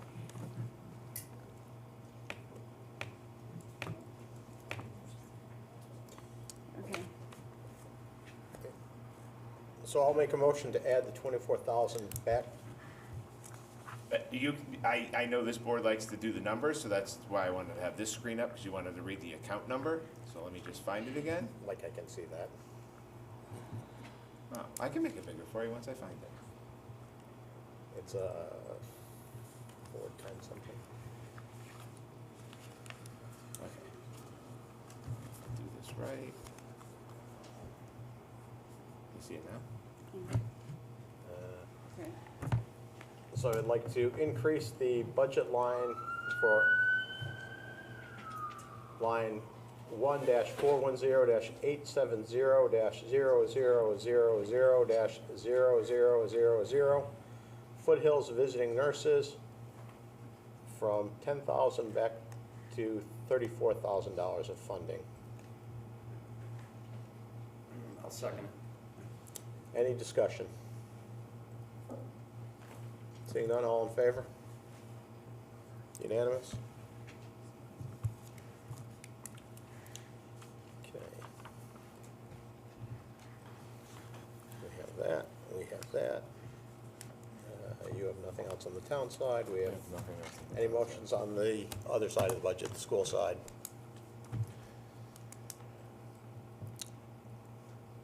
All right, do we want to have another meeting? Although you said Wednesday is probably cutting it very, very, very close. Maybe even too late Wednesday night. It's really the only time you could have it, because if you're going to have another meeting, I have to notice it. So the soonest you could have a meeting would be Wednesday, because I would have to notice it tomorrow. Mr. Marino's not here tonight. Did you want- That's why I was thinking did you another want to meeting. wait for him? It would make sense to have a full board, so everyone has a say on it. Gilbert is meeting tomorrow night? Greg, are you tomorrow or Wednesday night? I'm sorry? Gilbert. Are you tomorrow night or Wednesday night? Wednesday. That was one of the reasons why I brought up what I did. If they meet, and Mr. Screw, what time do you guys meet? 6:30. So we'll probably be roughly that same time. There's, yeah. And that is literally the last day and time that we can meet, because I have to get things off to the paper by noon on Thursday for Friday publication at noon, so.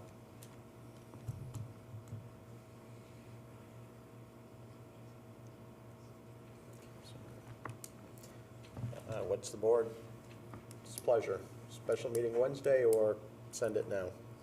Special meeting Wednesday. What time is good on Wednesday?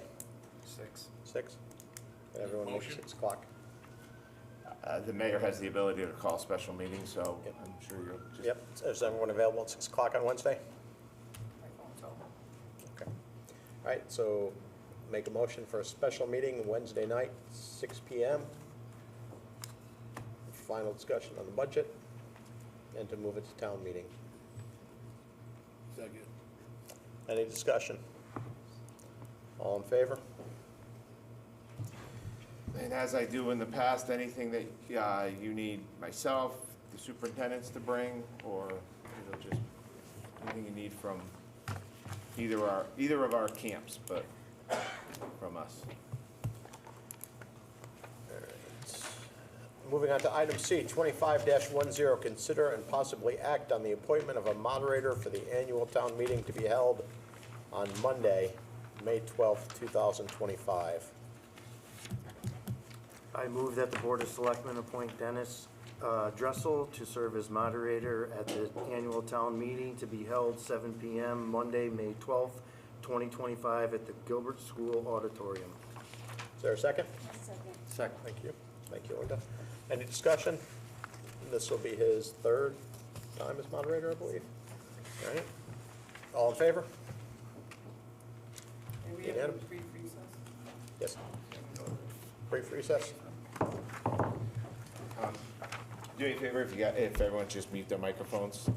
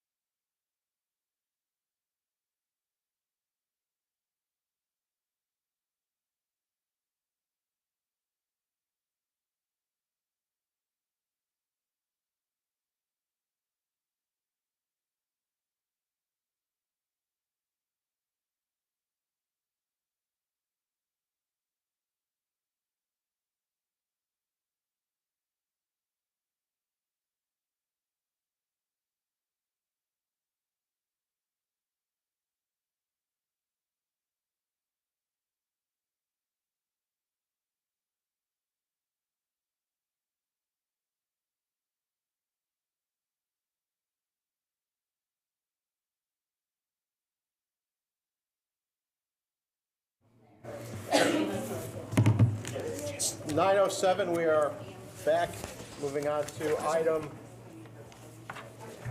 D, 2022 roadway infrastructure bond update. Thank you, Mr. Mayor. With me tonight, obviously, is our Finance Director and our Public Works Director. This was brought up at a prior Board of Selectmen meeting and also put on the radar of what projects are going to start, this summer, what projects are completed, and then the other thing that appeared on my radar is we may need to go out and borrow more money. The money of the $23 million was approved in the bond, but we only initially went out for a small tranche of money. Small, it wasn't that small, but we may need to go out and borrow more money to keep the projects going. So tonight, we want to run you through the projects that had started, where they are in completion, and what we're looking to do moving out in the next season, which is beginning right now. So with that, I'm going to turn it over to Me? you first. Yes. I'm just going to do a quick explanation of what you're looking at, all of the Board of Selectmen members. You all have a schedule in front of you with various colors. So I'm just going to go through what you're looking at briefly, and then Mr. Rollins is going to actually go through on a project-by-project basis. So what you see in the orange, excuse me. Sorry. What you see in the orange are the projects that are in progress with budgets already in the system. What you have here is multiple columns. Mr. Rollins went through the columns that are in pink. Was this included in the initial bond project list when this was approved and we went out and did the roadshow? The ones with the Y next to it are yeses. Then there is a description of where they are in the project. What is the percentage of completion? What are the next steps in the time frame of those completions, and then the anticipated date. And then off to the right, you have the name of the project, the road project, the budgets through fiscal 25, the requests for fiscal 26 and fiscal 27 and beyond to get to a total budget, any anticipated grants, and what we've spent to date and what is remaining. So that's just a general overview. Going below that, you have a section in green. Those are projects for the most part that are not started. Some of them have a little bit of a budget in the system, or they are requesting budgets, but there is not funding currently for those. And then any new ones in the yellow, new project requests with no budgets in the system, for the most part, those are beyond 2026 that you're looking at. Once Jim goes through the status of all of these, then I can walk you through where we are cost to date in comparison to the cash that has been drawn in the first tranche of the bond. Take it away.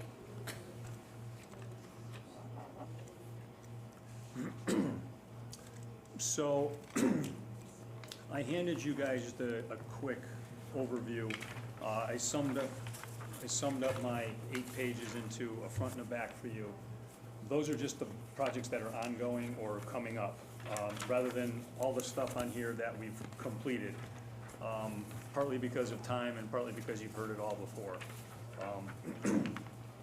If you look at your spreadsheet in the orange columns, 100% complete, you will see towards the top they're much more complete. Towards the bottom they're much less complete.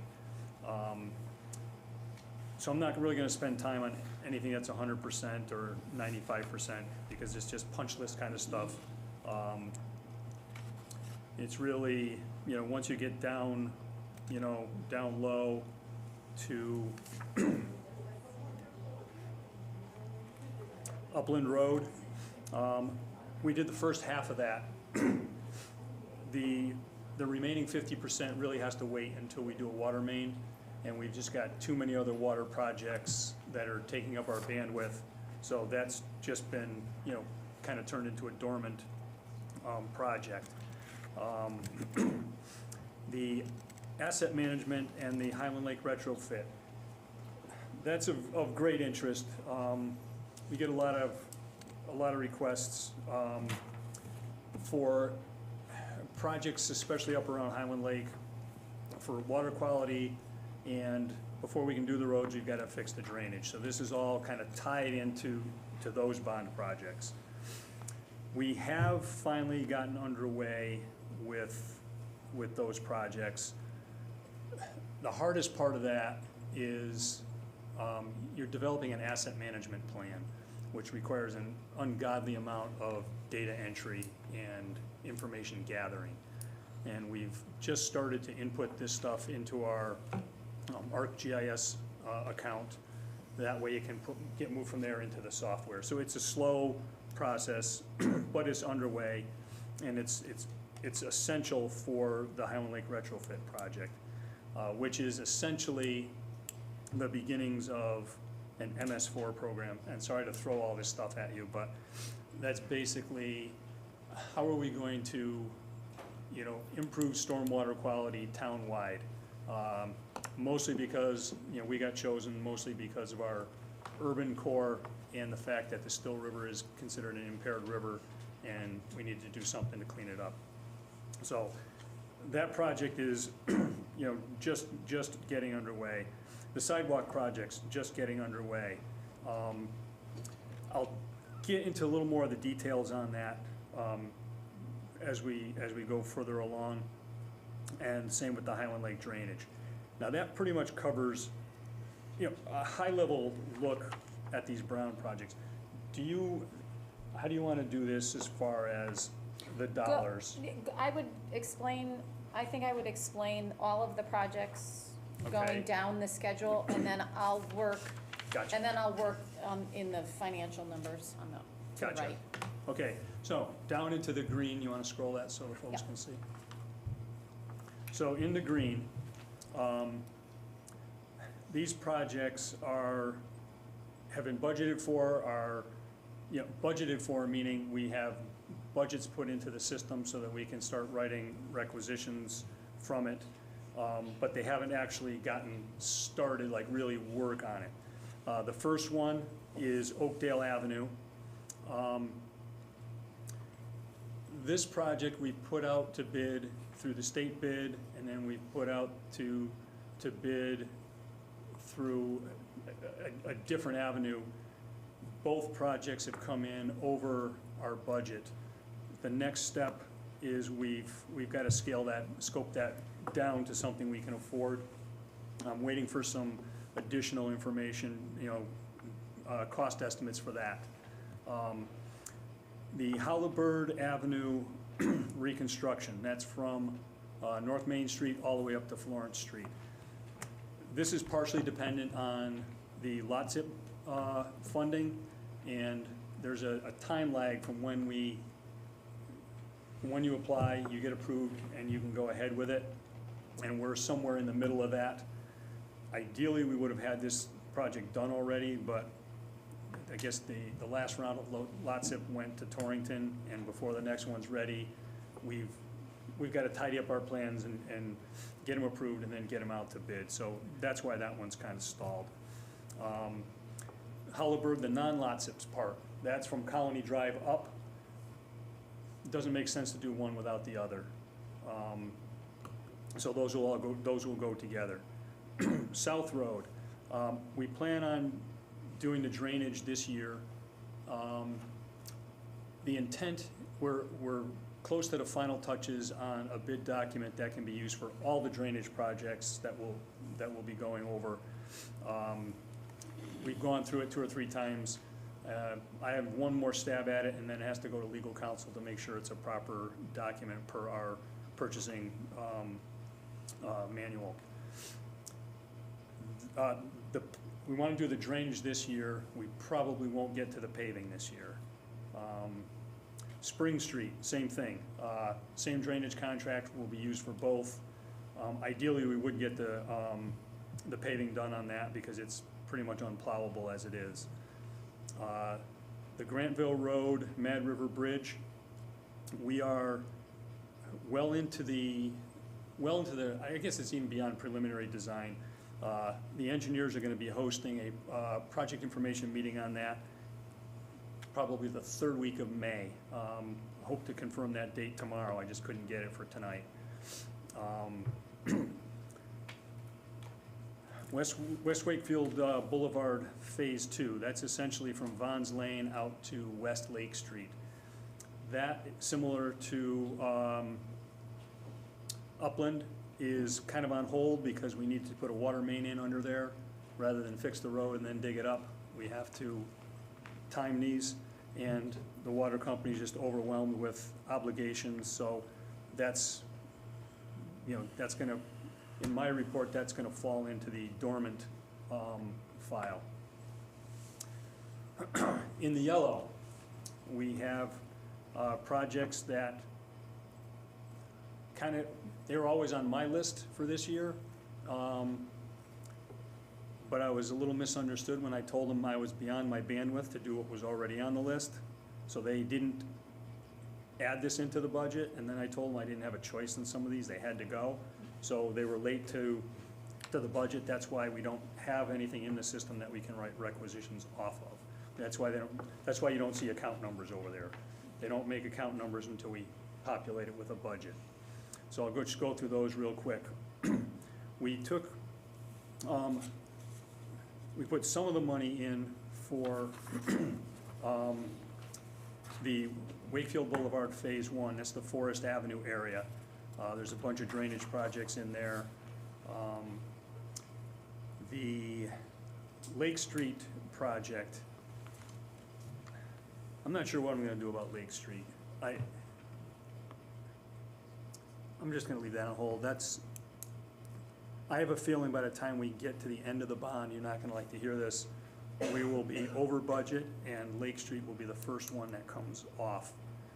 Partly because we're waiting for lot zip and partly because we just, we have other things that are gonna, need to be done first. Newfield Road, we wanna do the drainage this year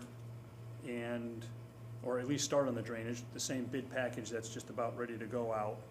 And probably won't get all of it done, but we'll at least, get the beginnings of it.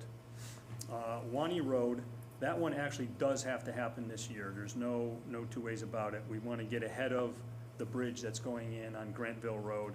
So the drainage is going out with this bid that's coming up, and then we'll do the state bid for the paving on that. Moore Avenue and Roberts Ave, we've got to get some stuff going on that, so we need to populate the budget. It won't be complete, it won't be, full on, but we have to get, there's always a year of kind of preparation before you have something really out there. And then the drainage around Highland Lake, there's, $1 million earmarked, and we're picking away at that. And again, in a more detailed view, you can read the details of that for yourself, or I can go over them later.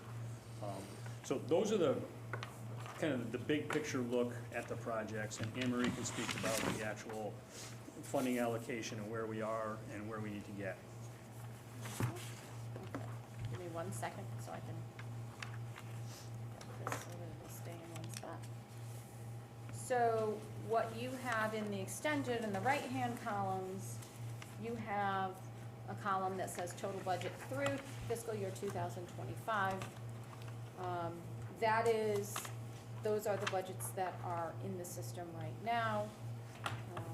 Those totaling up to $11,602,500. If you take the line items that were included in the last two budgets in the capital schedule for road and bridge improvements, that's this $11,602,000 that we included in 2 years, earmarked for road and bridge improvements under the bond project. But you'll also see in the next two columns over, fiscal 2026 budget, which is per Mr. Rollins, and then fiscal 2027 and beyond. And as you go down the list here, you will get to a total. One that says $791,571 and $285,363. Those are the dollar amounts that are needed to bring the budgets up to where Mr. Rollins believes that those projects are going to come in at. Going down the schedule, the projects that are in green, there is an additional $3,336,100 that we have budgets in the system for, However, those have not been included in the capitals in our budget, in the annual budget, in that road and bridge improvement line item. An additional $2,050,000 is needed for fiscal '26, and then another $952,500. All these numbers in turquoise are going to be important when we get to the bottom. As Jim said, he needs to do Wani Road in fiscal '26. That's why you see a budget of $450,000. So all those totals in the turquoise total up to $6,627,671. That is the dollar amount that we need to put in the line item for the budgets, in the budget that you're gonna put forth. We need that in a line item that says road and bridge improvements, and in the column that says bond funded. It's just a number that, this is how much we plan to need in the budget through fiscal '26. So let me just jump in there to make it clear to, these guys all know, but the public probably doesn't. We initially went into all these road projects with authorization to borrow $23.3 million. So we have only borrowed how much? I'm gonna go through, Okay, yeah, I'm you're gonna gonna go through all that. All I'll right. go through the next section Carry the of ball. that. Yep. So the next section that you have, you'll see total project budgets requested through fiscal '26. So including the $6,627,000, which is the total that has not been included in any capital budget right now as a line item. Total budgeted through the end of '26 is $18,230,171. We have authorization to spend a gross dollar amount of $23,300,000 of projects. That does not take into consideration any grant reimbursements. We cannot net the grant reimbursements against that. We are bound by that gross cost of $23,300,000. So at a worst-case scenario, we got no grant money, we'd end up bonding $23,300,000 if we spent all of that. So where we are through the end of 2026 in what we've got in place already that's moving and the things that Jim has planned for fiscal '26, we will have $5 million left to spend beyond fiscal '26 for the road bond. Does that make sense? Yes? Okay. If you look over to the next column, that's 27 and beyond. That's where we will need an additional $6.9 million. At that point, that will put our total projects, if everything were to be done that Jim has put forth on this, we've put forth on this schedule, that would come to a gross dollar amount of $25,207,034. That's almost $2 million over what we are allowed to spend. And that's part of why Jim said that LOTSIP project for Lake Street, which is slated in here for $1.6 million, might be one of those ones that has to get axed, because we cannot bond beyond $23,300,000. And when we say axe, doesn't mean it won't happen, it means we'll have to wait for Another bond. another bond, because, you know. This is just really provided for your information purposes, so that you know where we are at with the total bond package. The other piece that we need to talk about, which is more of my concern, is the second page that you have, or the third page that you have. That is the one-page summary of our cash flows. Yes. Yes. You need half by And 11. I have to try to find it. Should have been right underneath this big one.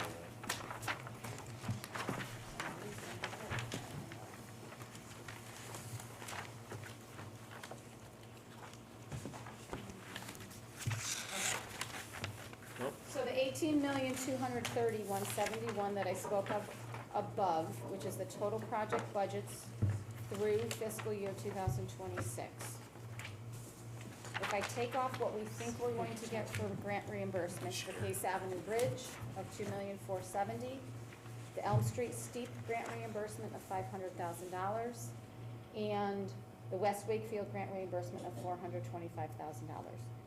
That comes down to a net budget amount of $14,835,171. To date, in bond issue number 1, we have gotten cash forwarded to us fund these projects. $5,150,000 in roads, $250,000 in drainage, and $600,000 in sidewalks. Right now, we are in a shortfall position of cash of almost $9 million, $8,835,171. That we don't have the cash to fund all of these projects, because we were supposed to go out to bond already. We were supposed to go out to bond in the last? A year ago. And then we were supposed to go out to bond in September, and we didn't do that in September. Now we are in a position where it is impacting our cash flow and our daily operations. And I will tell you that our treasurer is not a happy camper. We are not earning interest because we are moving money out of the investments to fund our operating cash. Because we are fronting this money out of our operating cash to keep these projects going, on top of keeping the water and sewer project, or the water projects going. So we need to get a bond, like yesterday. It's gonna take almost 2 months for us to go through the whole process of going out to bond. So, and we're even a little late in making this request. And again, to clarify what we say by go out to bond, the agreement, the referendum has already happened authorizing us to borrow the money. We just have to go through the actions of The going Board to of the bank. Selectmen wanted to have that in the bond documentation, that we have to get approval to go out to bond for every tranche we go out. Normally you don't have that step in everything has been approved via bond referendum. Typically, as cash is needed, town management is authorized to go out to bond whenever they need it. It is different here in that the Board of Selectmen has asked to approve before we go out and start a bond process. So we are at an $8.8 million. If we take off $1.2 million for the Grant-Filled Road grant reimbursement, which is a reimbursement type grant, is not an upfront type grant, so we have to front the money on that. Even if we get that $1.2 million back, we are still $7.6 million behind in cash to fund all these projects. So my question is why? This is the first I'm hearing of this. Why wasn't this brought to our attention to put out for another bond? So I think That was that. Just to be clear, we are going to borrow the Same second bond, part, that's right. part of the bond, and I'm actually with you on this question. I'm gonna defer to your town manager on So that. we started, this just showed up on the radar probably 3-4 months ago. And when we were putting the budget together, we really sat down and we started analyzing the numbers, and I remember the meeting, to bond or not to bond, was the premise of the meeting of should we not? And then Jim put together the big spreadsheet, and I said, well, we gotta really look at the data. If we're gonna go out and, wanna go borrow another $8 million, we need to be prepared to show the Board of Selectmen where we've been, the projects completed, and where we're going into the future. And tonight is what you're seeing of when we discovered that we need to go out and borrow more money. So it wasn't like it was on our radar, 8 months ago, 6 months ago. Probably appeared on. It was, because it's in the budget for fiscal '25. There is, in the budget for fiscal '25, there is a line item for principal and interest repayment. We were supposed to have gone out to bond probably around the time when we had a transition of town manager. So if you'll recall, when Josh left, and then Bob was here, and Bob was kind of not here, I already knew that we needed to go out to bond, and was hoping to go out to bond, and then we got a new town manager, and at that point in time, I don't think it ended up being, you were able to wrap your arms around everything going on. But we did have it in the budget for a principal and interest payment, because the plan was to go out to bond on an annual basis to fund these road projects. Right. So. It was just that we wanted, when we did that, we wanted to assure the public that we were looking at all of the different items and making sure that they got complete before we went and borrowed the second amount. It was also done to manage it through the budget, so that as each year went, that you could carry it, because there might be some growth. So when do we motion this? to go to borrow the rest of the money? As soon as possible would be appreciated. I would love it because it's gonna take me 2 months to get this, and we're already, beyond when I would like to We get can't be this using done. our money to pay. They already up are. front. I know, that's what I'm saying, so. Because the projects went beyond the money we had. I agree, Which that's what I'm brings us, saying. which makes me worry about our current budget, and when we get the money, the 400,000 from the solar. Right. We all know that we have to hold projects until we get that 400. We can't use money in our system to fund those things that you wanna do in capital. And so I wanna make sure, well, now it makes me worry. It makes me worry that, that we're doing projects without the funding. Without the funding. And we are, in essence. We are. So Jim and I have talked extensively. There was, I think, a lot of that going on in the transition before I had gotten here. Rest assured that there won't be continuation of projects being done without the funding mechanism in place. This will be something that this board gets brought up to speed on a yearly basis and in smaller tranches throughout the year. But if we need to go out and borrow an additional go out and unlock the bond that was approved back in 2022.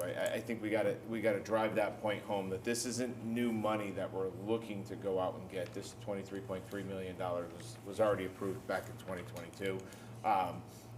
You'll see more communication in terms of projects complete and the funding sources of those particular projects, because this board made it perfectly clear that they definitely want to see more shovels in the ground and more action. This is the culmination of getting the shovels in the ground and the funding behind it, and obviously we want to complete this. And in fact, our team has already sat down and started talking about, okay, what goes on after $23.3 million is spent? Are we gonna have to go out for another bond and unlock all of that to continue the projects in the future as well? So I say I'd like to make a motion that we, how much do you need of what's left over? Well, the question is, do we go out and bond, The 8 whole million, thing? or do we bond 8.5 million? I mean, we certainly have funding in economic stabilization to help ease those principal and interest payments. What's the max, we set the bond vote, set the limit of what we could use. Right? The referendum was approved The for referendum 23 approved million, a certain 300. amount of money. Correct. So you're asking us if we're gonna go out for 8 or 8.5? We can only do what that referendum allowed us to do. Your So- referendum is 23.3, and we've only gone out for $6 Right, but million. it was 23.3 minus the reimbursements that we were gonna get for certain projects, not for the town to fund. And that has already been factored into the projects that have grants tied to them right now. Right. Case Avenue Bridge, Elm Street, West Wakefield. Those have already been backed off of that total that you have right Right, there. so then it should come down to a number that was approved, that we don't have to figure out. Well, Why would we have well, a choice? The question, because the gross cash that we need for what's been budgeted right now is $8,835,000. However, there's $1.2 million for Grantville Road within those budgeted projects where we could be getting back $1.2 million. However, we have to front load the money to pay the contractors. The grant is not coming to us up front. Some of the grants, like LOTSIP typically comes before the project starts. These are reimbursement type grants, so we have to have cash on hand to be able to pay the contractor. So your differential between the 8.8 comes down to 8.8 or 7.6. I think we should borrow Should we whatever- do the gross I should- amount of 8.8? We can do should the gross borrow amount. whatever was authorized in that grant, minus what we've already received, minus what we're already being reimbursed, and borrow whatever number that is. So, this was, let me back this up a little bit. We weren't intending to go out and get a new borrow every year. We were supposed to do it in roughly 3 different times. So, we did roughly $5,000 or $5 million the first shot. And then we didn't go out year 2, just because we kind of had the cash, we were moving along. And then year 3, we should have gone out, and then year 4, we probably wouldn't, and then year 5, we probably would. And so we're sneaking up on it. We don't want to go out and borrow it all and then start paying interest on all of that now. That's why we didn't do it all in the first shot. So we don't really want to borrow everything that's left at this point. And they won't allow you to. Bond council won't allow you to. You have to have, you can only do a look-forward period of about a year and a half, Right, so, maximum but- 2 years. Okay, so there's all these rules on it. Yep. You should be telling us what the number is, not what we want to do. Well, that's what I'm telling you. I'm telling you the gross amount is $8,835,000, let's say $8.8 million. There is a grant tied to that, one of those roads. If we take into consideration the 1.2, could we float the 1.2? That gets us down to 7.6. The original recommended dollar amount that I was recommending was $8 million, because that's kind of in the middle. Or we can go up to the gross dollar amount, and if we get back that $1.2 million, that will be a little bit less that we have to borrow in the next round. I think the Or- 8.8 is better. Right, or if there are cost overruns on the projects that are in place. And I know the Grantville Road Bridge is gonna be more than 1.2, but that's kind of irrelevant because it's 100% reimbursable. So it's just, you just have to carry it long enough to get your payments back. But I think 8.8 is where we should be. Well, I think at the next meeting, our next board meeting, we should have an agenda item that says that we're going to, and we need a strong recommendation from town management about what the number should be. Anne Marie, did you say if we get the reimbursement for Grantville Road? You said if. Yes, I think You you said if. have a grant secured for that, correct? We do. Right. Did you But we say have if? to, well, we have to pay for that up front, is I really heard what I'm that, saying. right. Depending on the timing of when the grant reimbursement comes back, that's more, don't say my if, is just, I'm just speaking, Well, also you never know these days. and you never know. It's more of a Right. when than if. Right, but you never know, right? You never, you could say. And that's the The reason. The federal government said, you all are getting all these grants, and then the federal government went, wait, no, you're not. So, there's always an if. So the other thing is that when we have money in the bank, we get investment income, and you brought up that our treasurer is upset that we're not getting investment income, right? So we're not getting investment income, the number's solid in our budget on the revenue side for interest income. For next year? Yes. I think you brought it down, correct? You bring it down, Yes. yep, and, one thing that I learned, and I think I gave you a copy not so long ago, you saw the amount that was in the bank, it wasn't as if, it's doom or gloom, but what happens is, and I think a lot of the treasurer's frustration is that a lot of it's tied up, and it can't be moved, it's not ready cash. So a lot of frustration is the amount of work in order to unlock a little bit of money. So there is still a lot of cash locked up.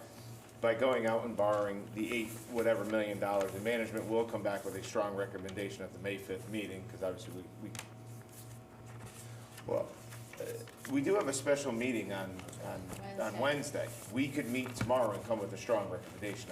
I know the board motioned that, we're obviously gonna do the budget, but. Yeah, so it remains unfortunate that we didn't know this level of,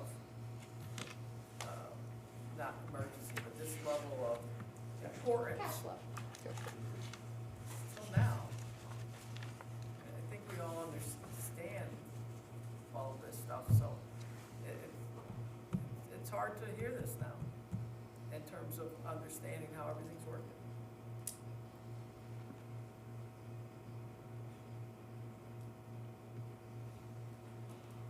I'm getting nervous what's gonna happen at the end of the bond. There's gonna be needed more money because everything costs more. Well, you bring up a good point, all the preliminary cost opinions of this were pre-COVID, and then it's just gone crazy, so. Not even close. And some projects have come in over, some have come under. We did get fortunate that two of the bridges that we thought were gonna be 80%, 20%, turned out to be 100% forgivable. So as you go, there's ups and downs. I will say, once we get toward the end of the bond project, I wouldn't be starting any more projects until you come to this board, so. In other words, don't go over. Well, I can't overspend, and I can't start another bond project without the board and the public approving it. No, but I'm so. saying, even if you don't finish the bond project that we have in front of you, or in front of us, if it's gonna come over 2 million more than what we bonded, Correct. don't do that. But I can't. Can't, we have funding source for it. They won't cut me a You purchase order. can do it, you know, you can, I mean, you can do it, but. So the question is, another meeting tomorrow night, or do we add it to the agenda on Wednesday? Well, we can't meet tomorrow night, because we can't notice it in enough time. But if the board wants, we can meet tomorrow, and on Wednesday. and come- Meeting Meeting us, us, not you. sorry, not you guys. Come back with a strong recommendation. Going back to the special meeting slide that we did, the first meeting after the proposed budget, we did put a 20-year debt projection in there if we went out and borrowed $8 million. So we started, Jim's at one number, we're anywhere between $8 and $9 million of money we need to borrow. We'll sit down, we'll meet. The question is do you want to talk about it on Wednesday night, or you want to wait till May 5th? Well, my question Sounds like now we is, need to, right? my next question now is, if we start this, because, it takes it 2 months to go, we go out the bond, when's our first payment due? So the first payment will be due, We'll have an interest, I believe an interest-only payment, correct. because at this point, we probably will not be before June 3rd. We won't go out to bond before June 30th. It's gonna be But- tight. but It'll when be will very the tight. first payment be due? The first interest payment, Whatever payment we have to make. when- The Well, first it interest depends payment on will be when you due take out your bond. before the close of the 26 fiscal year. So And that's where not are we in this putting it in the budget. budget? So, and so going back to that, and again, this is $8 million, and this is projection when we talked with bond counsel briefly to get some numbers. It's roughly gonna be $163,333. That is in the economic, Anne Marie, help me with the account. Stabilization fund, there's that would offset. that would offset that first debt service payment. So in the 26 budget that we were discussing, there would be no impact on it, because you could take that from that fund that was in. We would have to put a line item, we'd have to include line item estimates in that would have to go into the budget, but you would have an offsetting revenue, so. Right, but it would still have to go into the budget. Into the That has budget to with it. happen by Wednesday. Correct. Yes. The line items should go in the budget. So let me.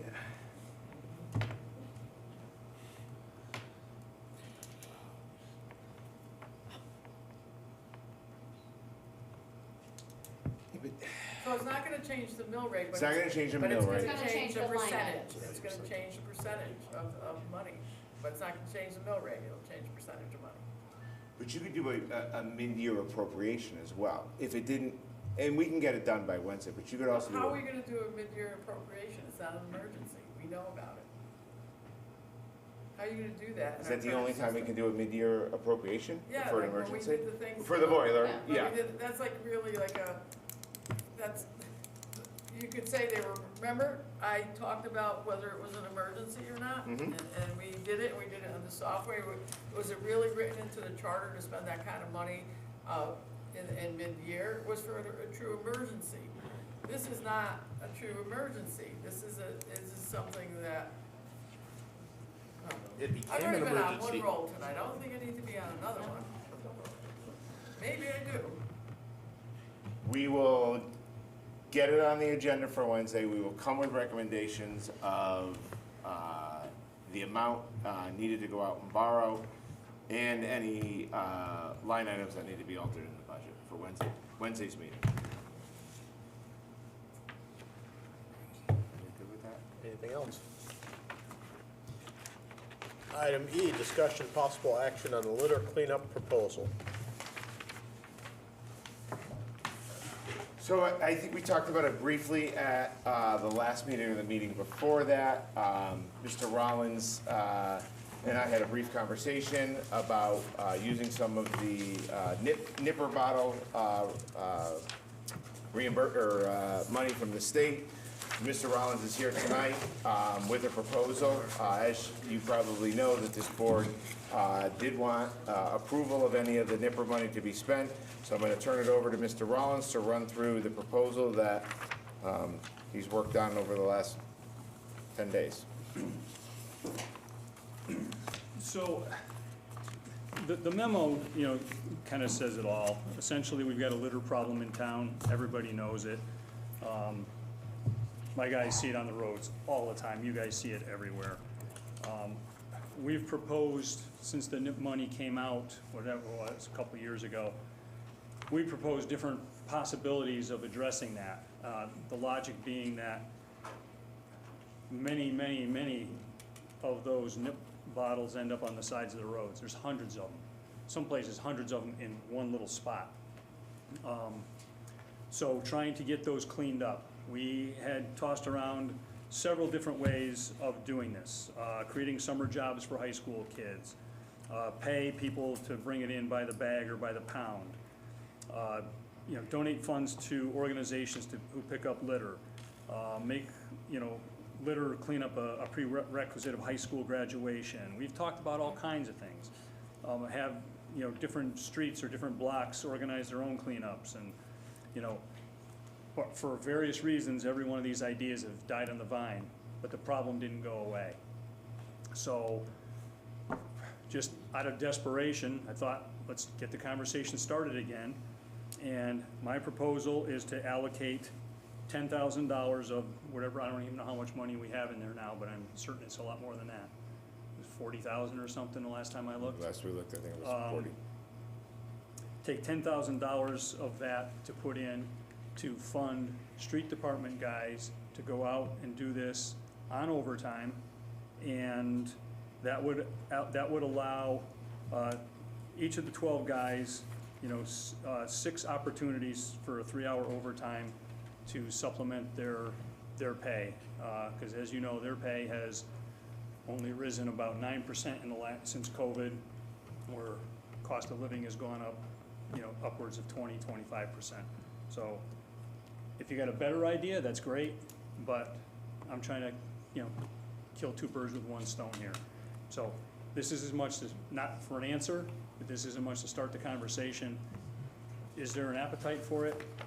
Is there a better idea? We have this money piling up and we're not using it for what it was intended to, and this kind of fits all the boxes. So if you have questions or if you want to think about it, I just wanted to get the conversation started because you guys are the keepers of the key to those funds. I got something to add to this. You walk around any town building, there's dog poop everywhere. People are not picking up after their animals. Main Street, you can't even walk up the sidewalks. There's big piles everywhere. We need to buy bags, stations, or a little waste paper basket, something like that. Or I was gonna talk to Paul, we need to maybe make an ordinance. If you get caught with your dog not picking it up after it, you get a fine. There is an ordinance. There There is? is an ordinance. Yeah, there's nobody walking Main Street to take There is care of an it. ordinance. Well, I mean, You don't have an animal let's watch control the front officer. lawn here. Let's watch our front lawn. Yes, Right. I've stepped on it coming to town hall Yeah. multiple Our times. front lawn. I went to Bank of America to put away some stuff, and there's not even grass left. I It's think- disgusting. So. You're right about that. I think that this plan is too expensive in terms of the amount of, see, these things are always really tricky, right? Because I don't wanna insult anybody, but at the same time, when we're gonna be paying $35 an hour for people to pick up nipper bottles, I think there's got to be a better way. I think maybe we can make a nipper bottle grant, maybe to Boy Scouts, or maybe to some other group, where we make a grant to them, and, because we do community cleanups. Did we do it on the 19th? I was gone, I was away. Did that happen? It's this The weekend. 26th. It's this weekend. Huh?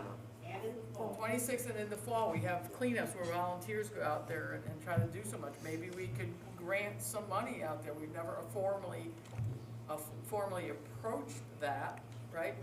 Everybody's talked about it back here, but it's never been put out there to see if it would even work, right? You know, I mean, would it work? I mean, it could be a help agency too. I mean, there's a bunch of agencies out there. I believe that's where it came, some of these things that you talked about in here in terms of paying people to bring in a bag, that was kind of trying to help, people that didn't have a lot of income out there, but right now there's no social services director that can coordinate it. And so maybe there's a way that we could say we have, award a grant out of the nipper bottle money for somebody to come and do that. I mean, I'm not saying that people don't deserve the money to work, but it's, I don't disagree. That's why this was not one of our early priorities, but all these other ideas, for various reasons, insurance liabilities, snake bites, bee stings, traffic, all these other reasons. But if we truly have $40,000, you could hire a part-time person to work all year long on this. Then right? make a motion. You could create a Please. position out of the nipper money Please. for part-time to work all year, to go around and have different assignments on different streets for, the entire year. I like the way you're thinking. Make the motion. I mean, if there's that much money there, which I think, that and the opioid money Right, is between probably picking sitting up there too. after pets and picking up litter, think about how much prettier this town would be. And just, that stuff builds morale and enthusiasm, so I just want, I want the conversation started, that's the whole point. And I'm with the dog poopy thing. So, that's it, I just wanted to get this conversation started, and maybe that's a great thing to put on our next pool. What's a good way to do this, who'd be interested, any ideas? Because we gotta get to it, the litter is just unbelievable. So, that was it. Let's hire a pooper scooper. I need a job. Yeah, go get your little picker thing. Yeah. Your bag. Gotta get a shovel with a, Thank you, Jim. Thank you, Mr. and Rollins. then you can take a, hey, this is even better. We can do a meter maid. Dog picker up. All right, we're getting off track. Moving on to item number 13, citizens' comments. Board of Selectmen welcomes public comments. Speakers be limited to 3 minutes. Does anyone wish to speak? Just turn the mic on, Brian.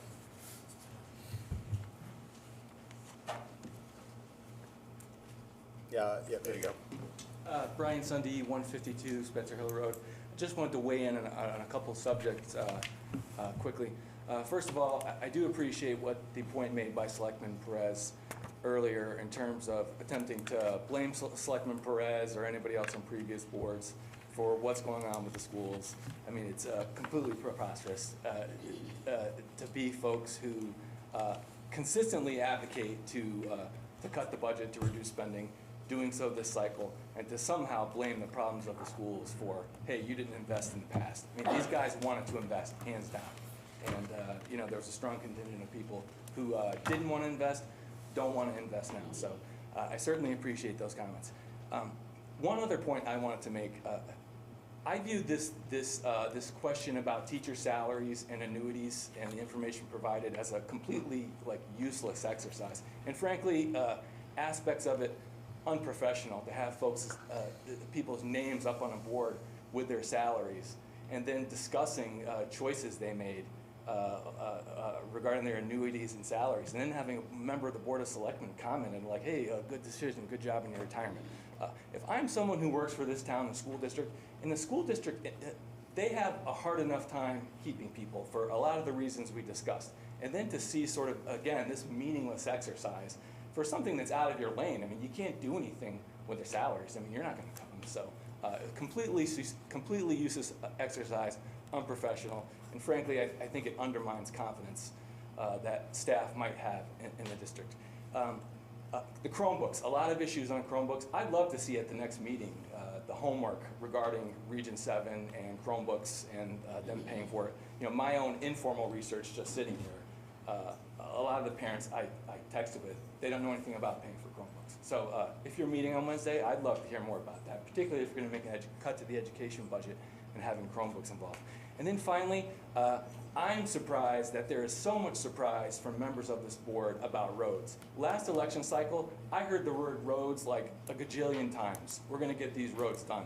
Roads, roads, roads. And all of a sudden, we're sort of like, hey, wait, we're just now finding out there's problems with the roads. I thought we were going to be on the roads like white on rice. And now there's some surprised about what's going on. So I'm just surprised at that. Thank you. Anyone else wish to speak?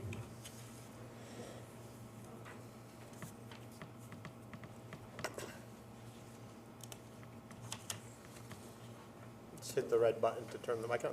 Nope, on the red, The ones that are the little blinking. ones. There you go, thanks. Sure, Kevin Higgins, 20 Crescent Street. So I just wanted to know that I was a public servant for 50 years in the largest city in Connecticut. And everything about my life, I was a fireman, was published in the newspaper, was talked about at every council meeting. My insurance, my benefits, my workers' comp, everything. It's a common practice throughout every city to publish these things for everybody. Every public servant has information given out about them all the time. Their names, how much they make, because it's public money. It's not private money. This isn't a private business or a gas station. This is a town, and it's town money. So that's one thing. And then the other thing is, so getting back to the public servant part, I worked 50 years, 30 of those years with zeros. I have a union. The union spoke for me. They did my benefits. I took the money that they gave me. I didn't have to do it. I could have gone someplace else and worked somewhere else, but I didn't. And so when the teachers say that they're the lowest paid people, the union has the chance to go to negotiations. If they don't like the outcome, they go to arbitration. If they don't like the outcome in arbitration, they go to court. Simple as that. If they accept the money, then they got nothing to cry about. That's my feeling. And like I said already, but they've said many times, they could go to another town and get money there. That's it. Have a nice day. Candace?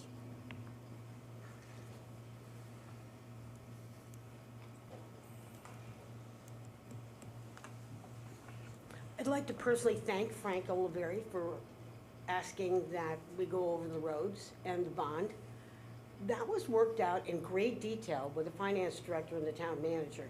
There should have been no reason that we didn't go out to refund the bond. It makes no sense at all.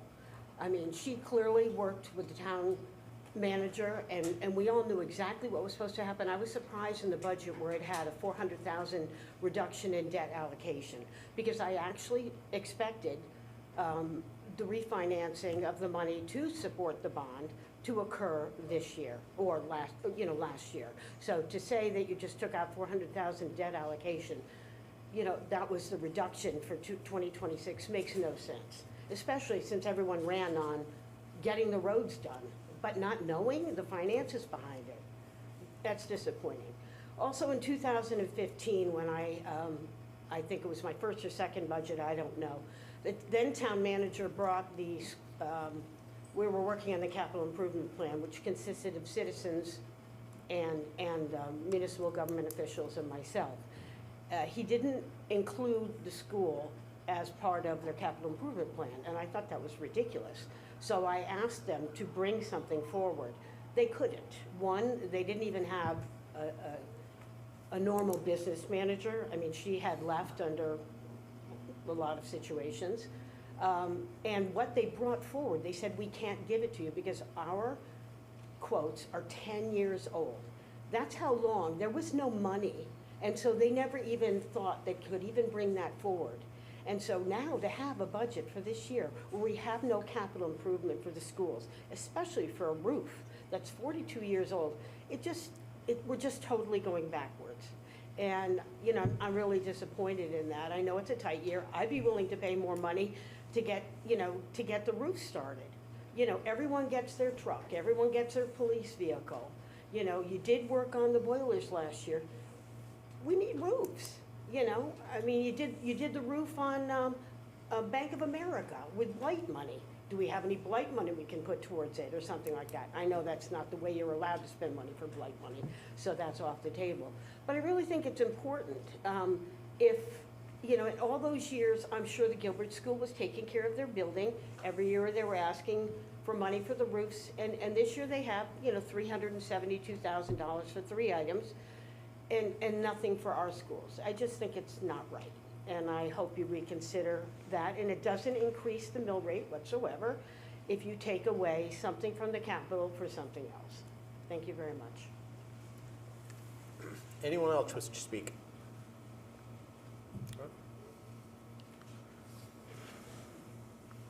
Forgive me, my emotions are in a different disposition, so my words won't have as much flagrance as before.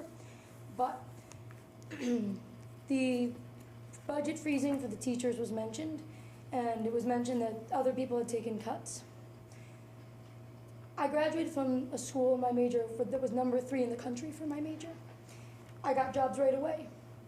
I was $200,000 in debt to get that education so that I could give the students the best education I could give. And I hope every day that I do that. I had to sell a car, we had to sell a house. We've lived in 3 different houses and we're currently renting. The number you saw that was the average, because I know that was a concern, I don't make near that. And I'm in my 10th year of teaching. So when you were wondering, well, what is the 50% or what is this? It should just be livable. We work hard, we work long extra hours. We put in a dedication as teachers, as parents, therapists, second mothers to our students. And we deserve just to be able to buy a house, which right now, even with mine and my husband's money combined, we can't do. So please don't insult us by thinking we wouldn't take a pay freeze. I've taken so many. In my 10 years of teaching, I barely make it livable. I've worked 3 different jobs as a teacher with 2 young kids, traveling up to an hour on weekends just to make an extra $75 so that I can make ends meet. We sacrifice. Don't ever think we wouldn't take a pay freeze. We would do anything for our students. And as I said before, I would do anything for this town. I would take a pay cut right now if it meant that the budget would pass so that we got what we need. Because I so strongly don't want us to go backwards. And I hope you hear my voice shaking because I'm terrified of that result. Because I could move to another town, I could teach in another town. I don't want to. My dream job was to come back here and give them the education they deserve. And they're finally getting it. What are you so afraid of? Are you afraid of the town to move forward? Are you afraid that the people won't let it pass? Then bring it to them. Let them choose. Thank you. Anyone else wish to speak?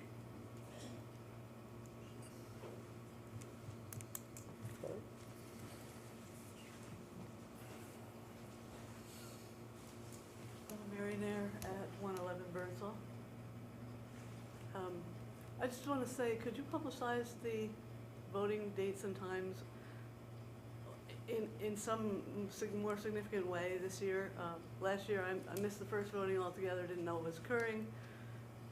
Read about somewhere that, no, the vote was no. The vote was no on what? We had an election, and we had a voting time, so the signs in the median are very helpful. I would say, though, there needs to be a really strong commitment to making sure that the public is aware of what's happening in some, I know it's in a certain newspaper. If you don't get that particular newspaper, you're not going to see it. So I think that's the gist of what I'm saying. And I would support putting the vote out for the public to decide about the budget. Thank you. Thank you. Anyone else? Seeing no more citizens' comments, moving on to item 14, executive session on the discussion of sale of town-owned land at 269 Walnut Street and 19 Hill Street. I have a motion to go into executive with the town manager. So moved. Second. All in favor? At 10:07.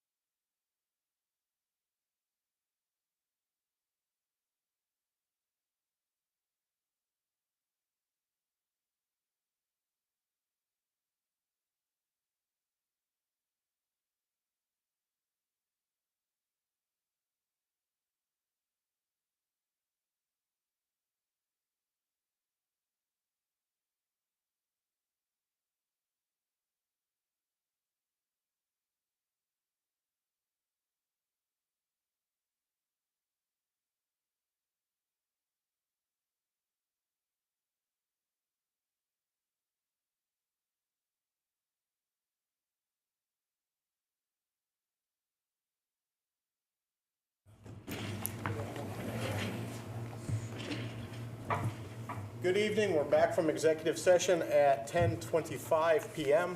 Do we have a motion from executive session? I'd like to make a motion to enter into contract with the buyer for 269 Walnut Street. Is there a second? Second. Any discussion? All in favor? Unanimous?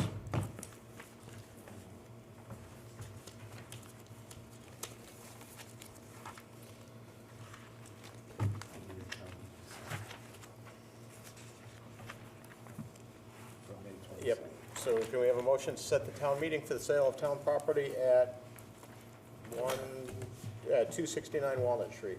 I'll make a motion, what was that? Whatever you said. May 22nd, May 22nd for Walnut Street. 5 PM. 6 6 p.m. I'll second. Any discussion? All in favor? Unanimous? Item 15, Selectmen's comments and reports. Anyone? Paul, Yes. I'm gonna ask you to provide this board with a list of every single property that the town owns by size, value, assessed value, lot size, is that right? What properties, size, value. Location, if there's a house on it or not.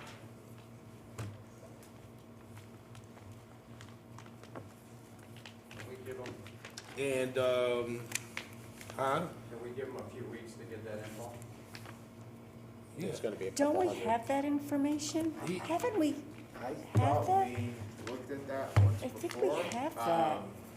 Well, enough people have asked for it, so it should be readily available. Yeah, I think so. Some people already have their lists and they've already started working on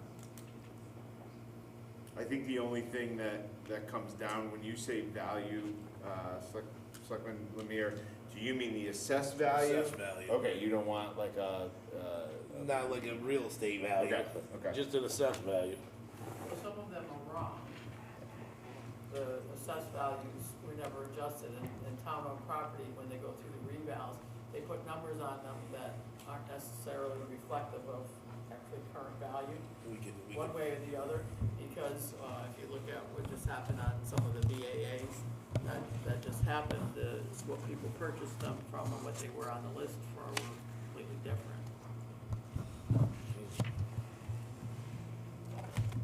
Anything else? Yep, just really quick, want to thank the Historic Commission for going up and cleaning the gravestones at Forest View Cemetery. And I just wanted to remind if everybody would go to their boards and commissions, whoever comes in and uses this room and turns on these mics, they got to remember they're hot mics.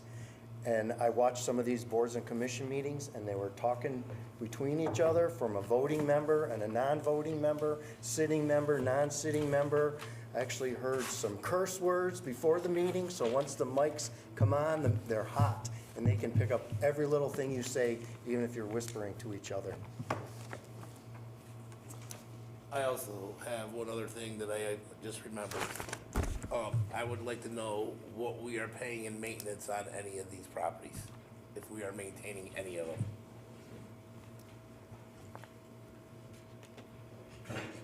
Anyone else? Can I have a motion to adjourn? So moved. Second. All in favor? Wednesday night, 6 PM for our final budget meeting. Fun.